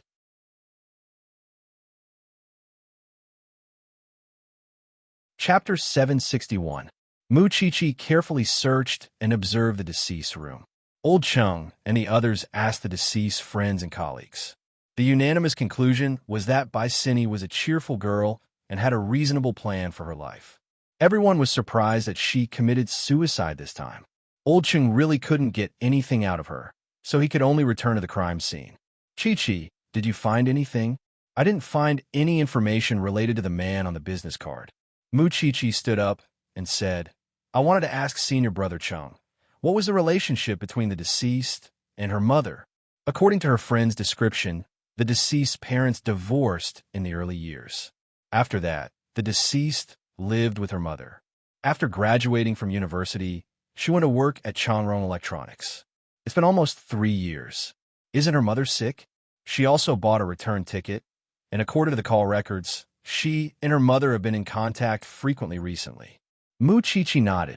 I just think that her relationship with her mother isn't very good. Why do you think so? Haven't you noticed since you came in? The room is filled with photos of her and her father, but there's not a single photo of her and her mother, Mu Chi-Chi explained. Do you think that's normal? Old Chung observed carefully, and it was indeed the case. I think we can focus on investigating the deceased's mother. The murderer might also be using her mother to release a signal to the deceased. Where's Captain Tang? Something happened. He went home, Old Chung answered. The people at the branch office didn't know that Feng Shanshan was pregnant, so they didn't know that Tang Yin had gone back to accompany her for a prenatal checkup. All right, that's all for today. You guys immediately get news about her parents and wait for Captain Tang to decide whether to investigate her parents. Old Chung nodded and sighed. It's a pity that such a young and beautiful girl has passed away. Xiao Long and I will go back to the branch office. What about you? You don't have to worry about me. I've already informed the family, Mu Chi-Chi replied. Then we won't bother about you. After the investigation, the group left Changrong Electronics. However, because Shang Xiao was still on the way, Mu Chi-Chi stood at the entrance of Changrong and waited. Not long after, Gu Xiling's car drove out of Changrong. When she saw Mu Chi-Chi, she rolled down the window and asked, Forensic Dr. Mu, did you find anything? Mu Chi-Chi pretended not to hear anything. She did not want to talk to Gu Xiling. Gu Xiling was provoked. She opened the door and got out of the car. She walked up to Mu Chi-Chi. Why do you always show your arrogant side in front of me? What's so great about you? Gu Xiling, you'll never understand how precious a human life is. That's why I feel that we don't get along. I know what you're thinking, but please put away your desire to win. I don't have time to waste on you. I can't reveal the case to you. I'm working as a forensic doctor today, so I don't want to trouble you. But there's one thing I have to advise you. It's better not to step into some quagmires. What you've done in the past was just a clown's trick, but now it involves human lives. Today, someone else died, but tomorrow, it might be you. I'm not interested in knowing why Shinkai took over Changrong, but I can tell you for sure that the person behind Shinkai might not have anything to do with these murders. When the time comes, if something happens to the other party, the first one to suffer will be a pawn. After Mu Qiqi finished speaking, Sheng Zhao's car stopped across the road. Mu Qiqi glanced at Feng Shanshan and brushed past her. She got into her family's car, and the two of them sped away. Gu Xiling was still stunned, because she had to admit that what Mu Qiqi said was what she was worried about. The godfather behind Sheng Kai said that he wanted to support his godson. She thought that he was going to give him a good job, but what happened in the end? Take over Changrong. Murder cases came one after another. She even had a feeling that Sheng Kai, that idiot, was a scapegoat being raised by someone. After getting into the car, Mu Qiqi took off her work pass and threw it aside. Sheng Xiao saw it and asked her, "What did you say to Gu Xiling just now? I'm really annoyed to see this woman now. There's a high chance that she'll come looking for trouble. She used to be quite smart, but now it seems like her brain is mostly tofu dregs. She's looking for trouble with you?" Mu Qiqi snorted and pointed at her nose. "Master Xiao, are you kidding me? Is your wife the type to be bullied so easily?" However, I still kindly reminded her that Sheng Kai might have fallen into a thief's lair. Sheng Xiao did not understand what she was doing. Mu Qiqi sighed and explained helplessly, "This couple is far from being as loving as they seem on the surface. When they get back, they'll definitely fight." Sheng Xiao pinched Mu Qiqi's ear and shook it left and right. "Do you really think you're matchmaker? You can even tell if someone else's relationship is good or not. It's a feeling. You men won't understand. Besides, that couple is so selfish. It would be strange if they could have a good relationship." Mu Qiqi rolled her eyes in disdain. "In that case, if we find the murderer of this series of cases, it's possible to find out who the person behind Sheng Kai is." After hearing this, Mu Qiqi looked at Sheng Xiao in admiration. Look, it was so easy to talk to smart people. As a result, Mu Qiqi revealed a look of disdain again. She had been playing the lute to a cow when she talked to Gu Xiling just now. On the other hand, Tang Yin had taken 2 hours off to keep his promise and bring Feng Shanshan to the hospital for a checkup. Feng Shanshan knew that he was busy, so she did not complain. When they arrived at the hospital, she cooperated with everything and used the fastest speed to let Tang Yin, her new father, see the small dot in her womb. At present, the pregnant woman's health is improving, but she still needs to rest in bed as much as possible. It's best for you, husband, to accompany your wife more. This will help her recover. Thank you, doctor. We understand. Feng Shanshan saw that Tang Yin was silent and quickly answered the doctor, because she knew that it was impossible for Tang Yin to accompany her. Tang Yin knew very well in his heart, "There's nothing else. You can go home now." Feng Shanshan thanked him and held Tang Yan's hand as they left the hospital. Seeing that he did not say a word, she smiled. "Why are you so nervous? The child is growing in my stomach. What are you afraid of?" Tang Yin turned around slightly and faced Feng Shanshan. "Why don't I quit and find another job? I'll try my best to accompany you." Feng Shanshan was shocked when she heard this. Even someone who had always regarded cases as his life would say such a thing.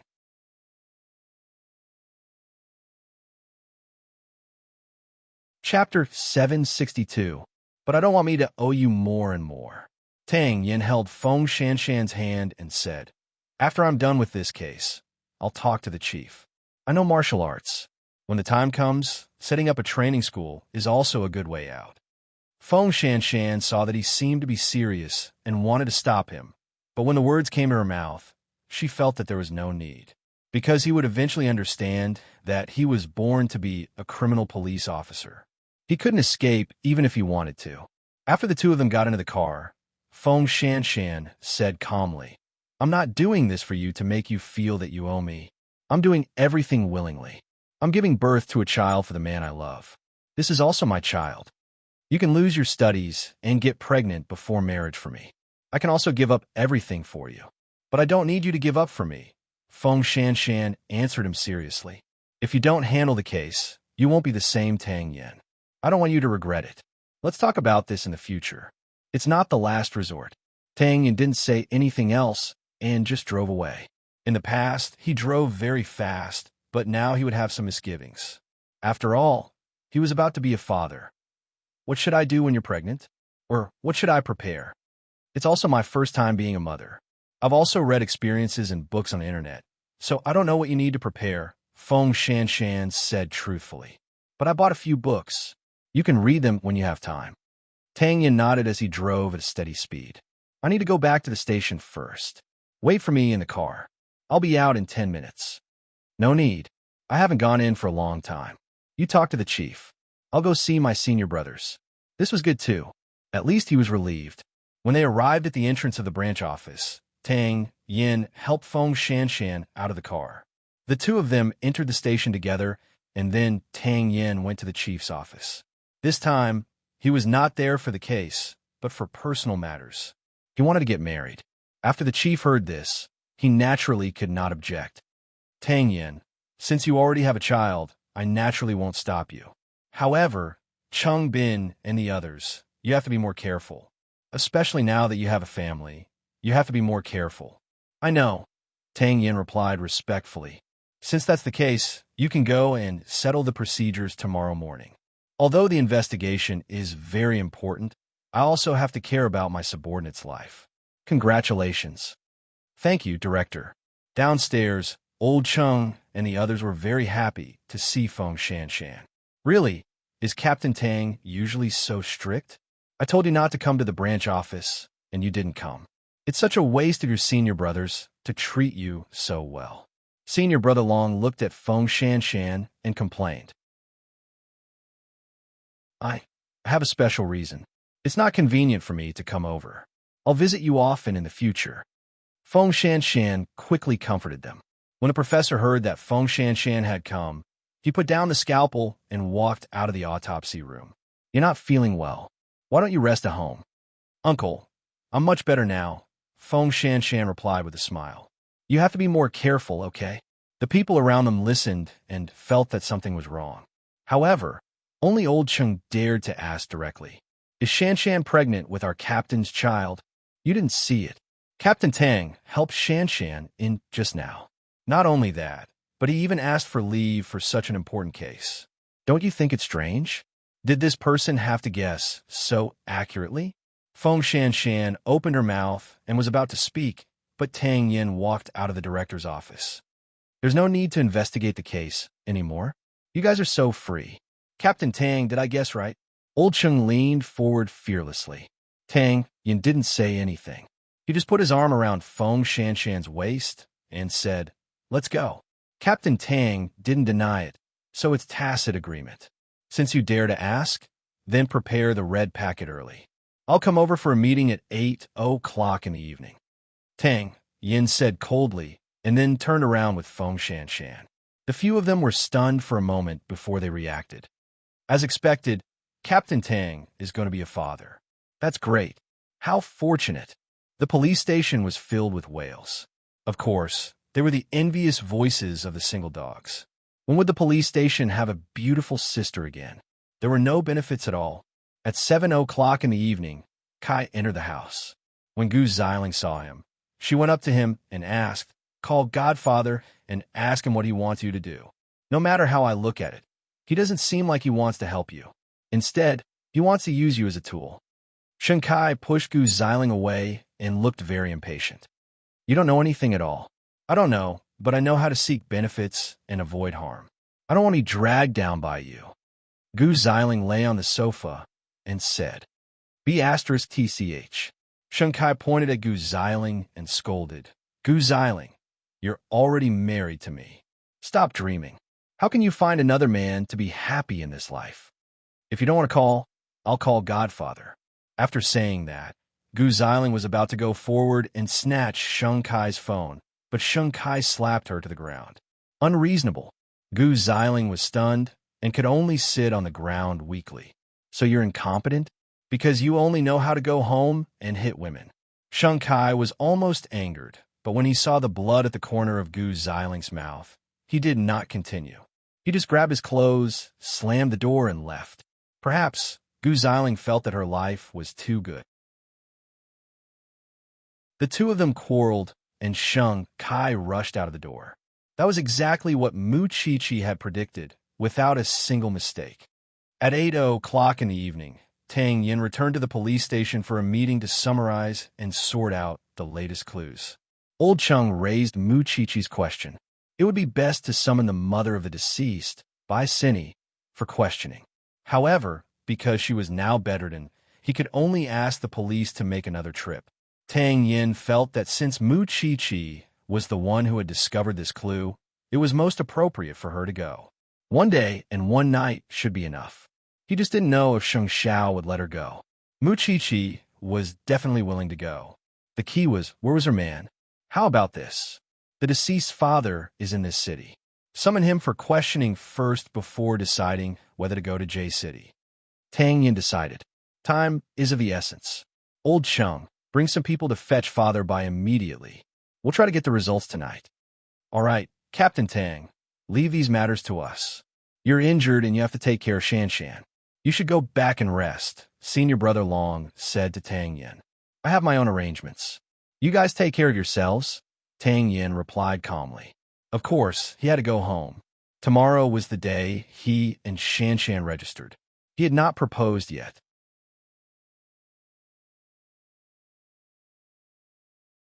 Chapter 763. However, when it came to proposing, Tang Yin had no experience, and there was no one around him to ask. Therefore, he could only call Sheng Xiao for help. Sheng Xiao frowned. He was puzzled. He and Tang Yin shouldn't be so familiar with each other, right? However, since the other party was in trouble, as someone who had been engaged and married before, he naturally had to give good advice. When Mu Chi-Chi heard that Tang Yin was going to propose, she immediately became excited. She moved closer to Sheng Xiao and insisted on eavesdropping on their conversation. Sheng Xiao pushed her away and went to the study with his phone. A few minutes later, Sheng Xiao returned to the bedroom and saw Mu Chi-Chi's unhappy face. What can you tell me? Why are you still hiding it? Sheng Xiao pressed her head with a faint smile. Your mouth is as fast as lightning. If I tell you now, will others be surprised? Why have I ever revealed other people's secrets? Mu Chi-Chi asked angrily. Besides, I'm really a little envious. Feng Shan Shan is pregnant, and now she's going to be proposed to. Thinking about it carefully, why do I feel that I've never experienced this before? Amnesia? Sheng Xiao looked at her and pinched her chin. His tone was a little fierce. Looks like I really should throw you into the hospital and let the doctor cut open your head to see if there's a pig's brain or tofu inside. So fierce. Mu Chi-Chi rolled her eyes at him and struggled out of his hand. Sigh, we're an old couple. We're really tired of each other. Sheng Xiao grabbed her shoulder and dragged her onto the big bed. Looks like you're sick. What disease? Mu Chi-Chi quickly covered her shoulders. You won't be happy if you don't provoke me. Late at night, Tang Yin returned home. He carefully covered his bulging trouser pockets and quietly entered the room. Feng Shan Shan was lying on the bed, sleeping soundly. Taking the opportunity, Tang Yin immediately went to decorate the living room and called Professor Tang and his wife, hoping that the elders could witness it with their own eyes. Although it was already very late, Professor Tang and his wife were still very curious. When had they ever seen their cold nephew do such a thing? Therefore, the old couple moved very quickly. In the living room, Tang Yin arranged some candles and colorful lights. These were all found on the internet. Only the rings and the elders were learned from Sheng Xiao. Then, he put on his police uniform. It was rare for him to be so proper in front of others. Then, he welcomed Professor Tang and his wife. Where's Shan Shan? Professor Tang asked after entering the room. I'll have to trouble you two to take a seat in the kitchen. I've set an alarm for her, and the lights will be on in the room. She'll see it when she wakes up. Sure. Professor Tang was very straightforward. He took his wife and hid in the kitchen to watch the show. He had thought that his nephew would be cold for the rest of his life, but Feng Shan Shan appeared and immediately showed her charm. She made his nephew, who did not understand feelings, obedient. Look, he even knew how to be romantic now. About 5 minutes later, the alarm clock beside Feng Shan Shan rang. She was woken up. Seeing the colorful light in the bedroom, she immediately got up. The living room was lit with candles, white roses, and twinkling lights. The whole place looked dreamy and fairy tale. Then, Tang Yin came out of the bathroom with firm steps. This was the first time Feng Shanshan had seen him wear a police uniform. His natural heroic spirit and strong figure made people almost forget what it was like to wear this police uniform. Then, Tang Yin walked in front of Feng Shanshan and held her hand seriously. I didn't want to wake you up, but I want to change our relationship. I'm a cold person, and I'm proud. I'm often not at home. When I'm on a mission, I'll forget the whole world. But after meeting you, I want to change everything. Shanshan, because of you, I want to have a home. After saying this, Tang Yin suddenly knelt on one knee and took out a brocade box from his pants pocket. There was a simple diamond ring inside, but because it was simple, it made Feng Shanshan feel at ease. Marry me. From now on, let me protect you and our child, okay? He specially wore a police uniform because he was swearing with it. From now on, she would be his everything. Feng Shanshan knew his intentions, so her eyes involuntarily turned red. Even if you don't propose, I'll only recognize you as a man. Feng Shanshan covered her face and said, to me, nothing is important. You and the child are my life. After saying that, Feng Shanshan pulled Tang Yin up, and Tang Yin took the opportunity to put the ring on Feng Shanshan's hand. Then, the two of them stared at each other and hugged each other affectionately. At this time, Professor Tang and Feng Shanshan came out of the kitchen. The old couple finally saw their child's happiness with their own eyes, and they could finally put down the big stone in their hearts. Uncle, I asked them to come because they're our only family. I hope to get their approval and blessings, Tang Yin explained to Feng Shanshan. Professor Tang's eyes turned red. He pointed at Tang Yin and said, if you don't treat Shanshan well in the future, I won't let you off. But Shanshan, don't worry. This kid is wearing a police uniform to propose to you, which means that he values you more than his own life. This is the highest promise a man can make. Feng Shanshan leaned into Tang Yan's arms. She was extremely touched and happy. She felt that all of this was a dream. If she hadn't met Mu Chi-Chi, if she hadn't been influenced by Mu Chi-Chi, she would never have a happy family, a husband, and children in her life. At this moment, her heart was filled with gratitude. This was not a luxurious proposal of the century, but it was warm enough for her, because her man existed to punish evil. As the wife of a police officer, she did not care about the vanity in front of her. Tomorrow morning, we'll register for marriage. I want you to be Mrs. Tang. Feng Shanshan nodded and cried tears of joy. She lay in Tang Yan's arms and cried softly. Finally, she was going to get married. On the other side, a colleague from the Jinchuan branch was interrogating Father Bai at night. After Father Bai and Mother Bai divorced, he went abroad to do business. He had just returned 3 years ago and could not contact his daughter. He did not expect that the last news he received from his daughter would be her death.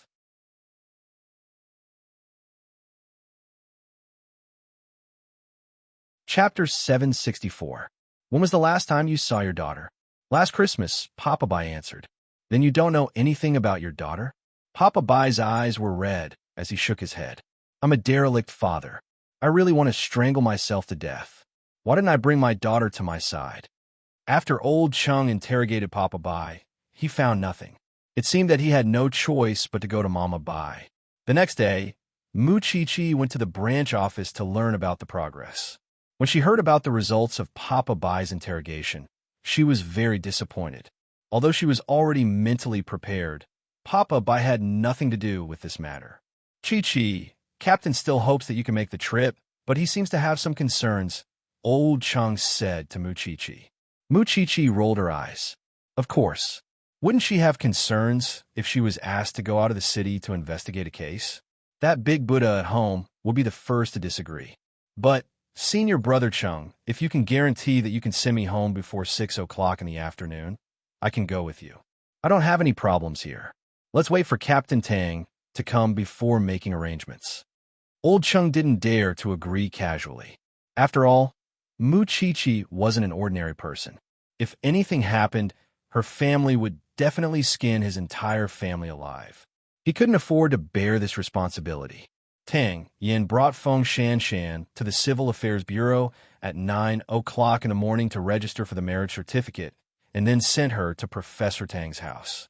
At 10 o'clock in the morning, he returned to the branch office with a marriage certificate that he hadn't put down yet. At that moment, everyone was in a terrible state. Captain Tang, the trip to J City is unavoidable. What do you think we should do? Old Chung went up to Tang Yin and told him. After all, if he couldn't produce any evidence, both the pressure from the chief and public opinion would be fierce. Tang Yin looked at Mu Chi-Chi and struggled in his heart. Then he walked up to Mu Chi-Chi and said to her, "If I don't come back tonight, please take care of Shan Shan, your newlyweds." "Are you sure?"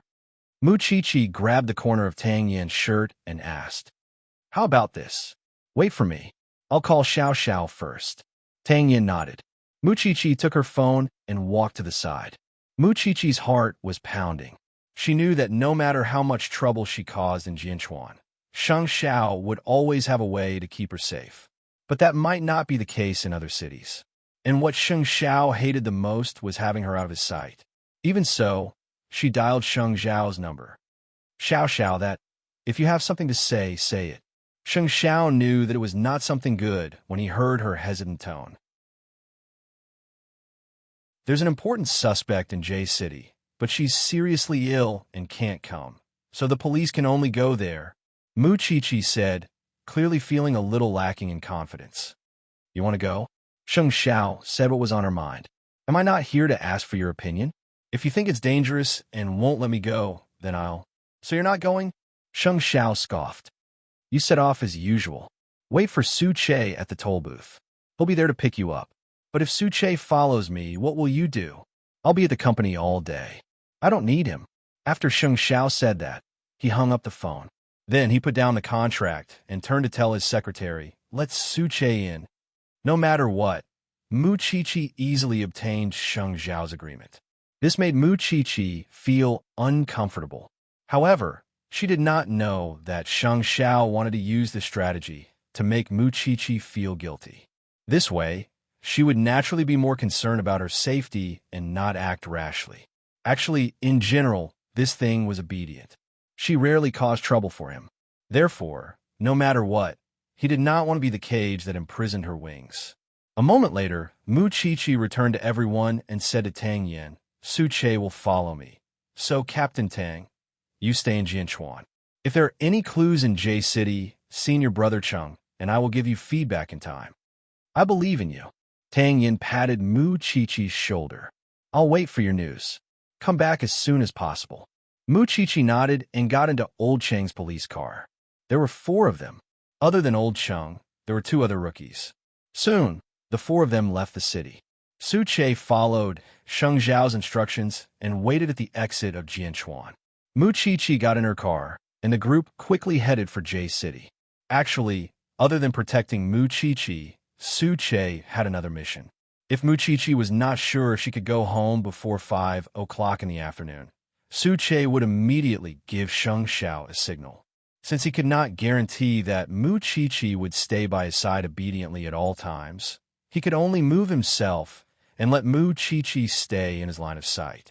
It was fine to say that he was exaggerating or being pretentious. He had to keep an eye on his own woman. Once an accident happened, it was 100%.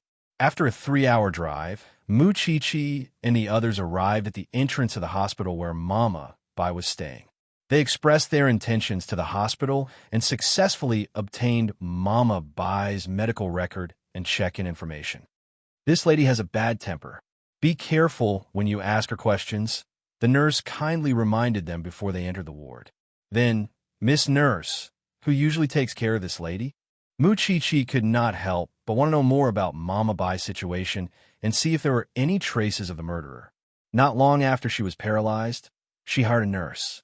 "She looks fierce every day. She's too tough." "Ben, can you tell us how to contact that nurse?" "No problem." The nurse nodded and took out her phone from her pocket. "I can only contact the nurse's company and know his name. You'll have to find out the rest yourself." "Thank you, Miss Nurse." The nurse smiled and walked away. Mu Chi-Chi then said to Senior Brother Chung, In by Cindy's suicide note, she said that it was because her family was broken and she had been living with a mask. It was very tiring. If this suicide note is forged, then the murderer must be very familiar with by Cindy's family background. Let's go and meet this tough lady. After senior brother Chung said that, he knocked on the door of the ward.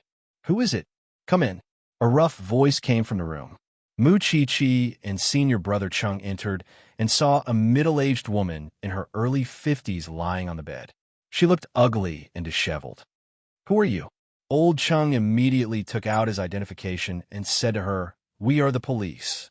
I believe you already know about your daughter's suicide, right?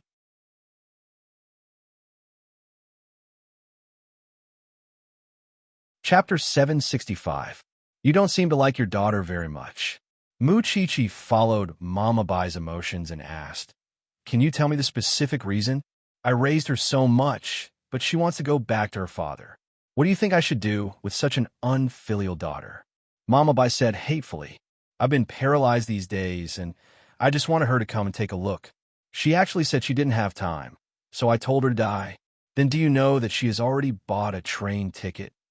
Mu Chi-Chi continued to ask Mama Bai, How would I know that much about her? If she's dead, then so be it.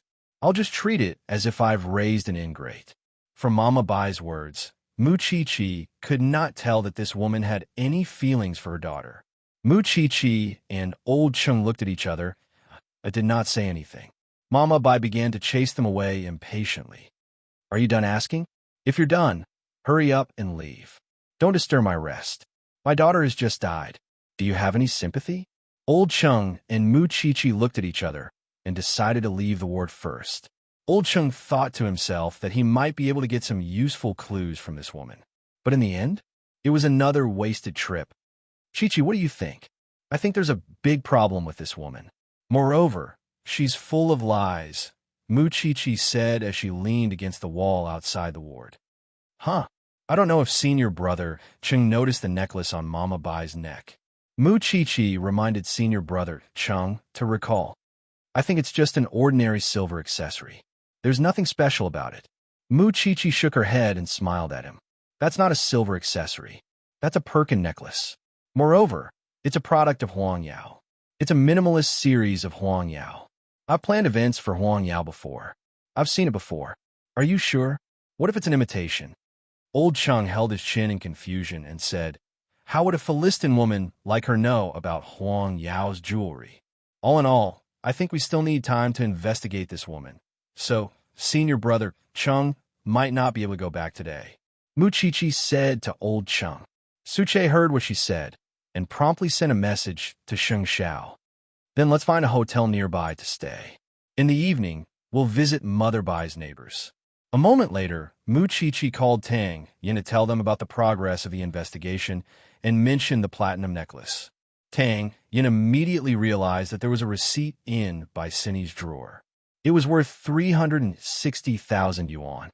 I'll send Xiaolong to Huang Yao to retrieve the surveillance footage from that day. Why did Bai Cindy buy such an expensive necklace? Why did that necklace end up with Mother Bai? It was a few days before Bai Cindy committed suicide.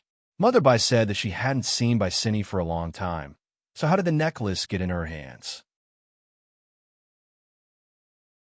With many questions, Mu Chi-Chi and Old Chung arrive at the place where Mama Bai lived and began to visit the neighbors. However, because Mother Bai was mean to her neighbors on weekdays, no one was willing to interact with her at all. Only the old man downstairs knows a little about her. This woman, when she was not sick, she often went out on Saturdays and came back on Sundays. I don't know what she was doing.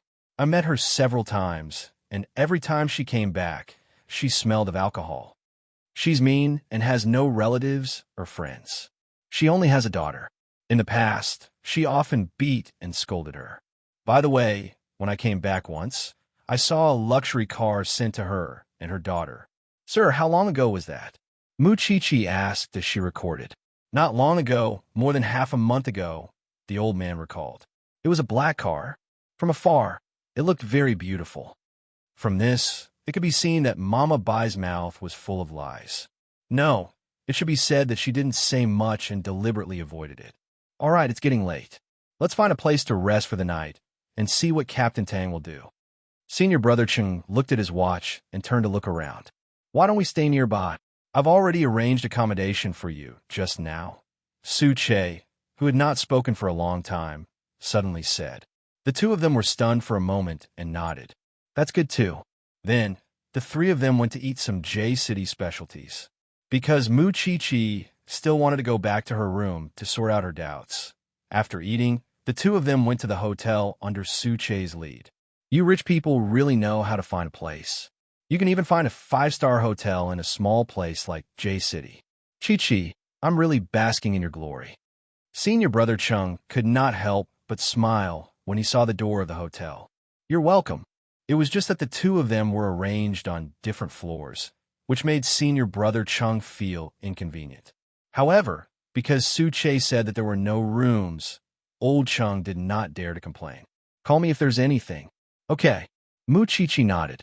Soon, Su Che sent Mu Chi-Chi to the door and swiped his card to open the door for her. Mu Chi-Chi was very sleepy after running for the whole day. However, after pushing the door open, she blinked and was stunned. Xiao Xiao. Sheng Xiao was sitting in front of his desk and had just finished a video call. When he saw Mu Chi-Chi return to her room, he leaned against her and winked at her. Why are you here? Mu Chi-Chi woke up from her nap and jumped on his Sheng Xiao excitedly. You didn't come home last night, so I could only warm your bed. Sheng Xiao hugged her and fell into a deep sense of satisfaction. J-City is a little colder than Jianchuan. It's remote and the security is chaotic. If I don't come, what if someone breaks into your room at night? You just said that you missed me. Why are you still finding so many excuses for yourself? Mu Chi-Chi glanced at him disdainfully. Are you going back tomorrow morning? Up to you. Sheng Xiao replied coldly. Then I have to hurry up and figure out the situation here. Mu Chi-Chi got down from Sheng Xiao's body and began to take out a pen and paper to organize her thoughts. According to her previous deduction, Mama Bai had lied. The neighbor said that half a month ago, he saw someone send Mama Bai and Bai Cinny home. However, Tang Yin said that the necklace was bought 2 days before Bai Cinny committed suicide. However, the necklace was now in Mama Bai's hands.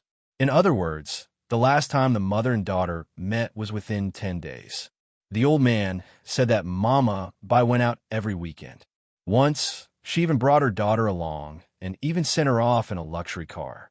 In other words, Mama Bai brought her daughter to meet someone of high status. After sorting out the information, Mu Chi-Chi began to call Tang Yin. After Tang Yin heard the information that Mu Chi-Chi had sorted out, he felt that the most important thing now was to figure out who Mama Bai went to meet every week, especially when she brought Bai Cinny to meet someone. You're tuning in to the Romance Rendezvous YouTube channel. We're so grateful for your support, and don't forget to subscribe to join us on this incredible journey through captivating stories. Your generosity through donations truly makes a world of difference, as it's the primary source of revenue that allows me to expand and enhance this channel for you. Thank you from the bottom of my heart for being a part of this adventure.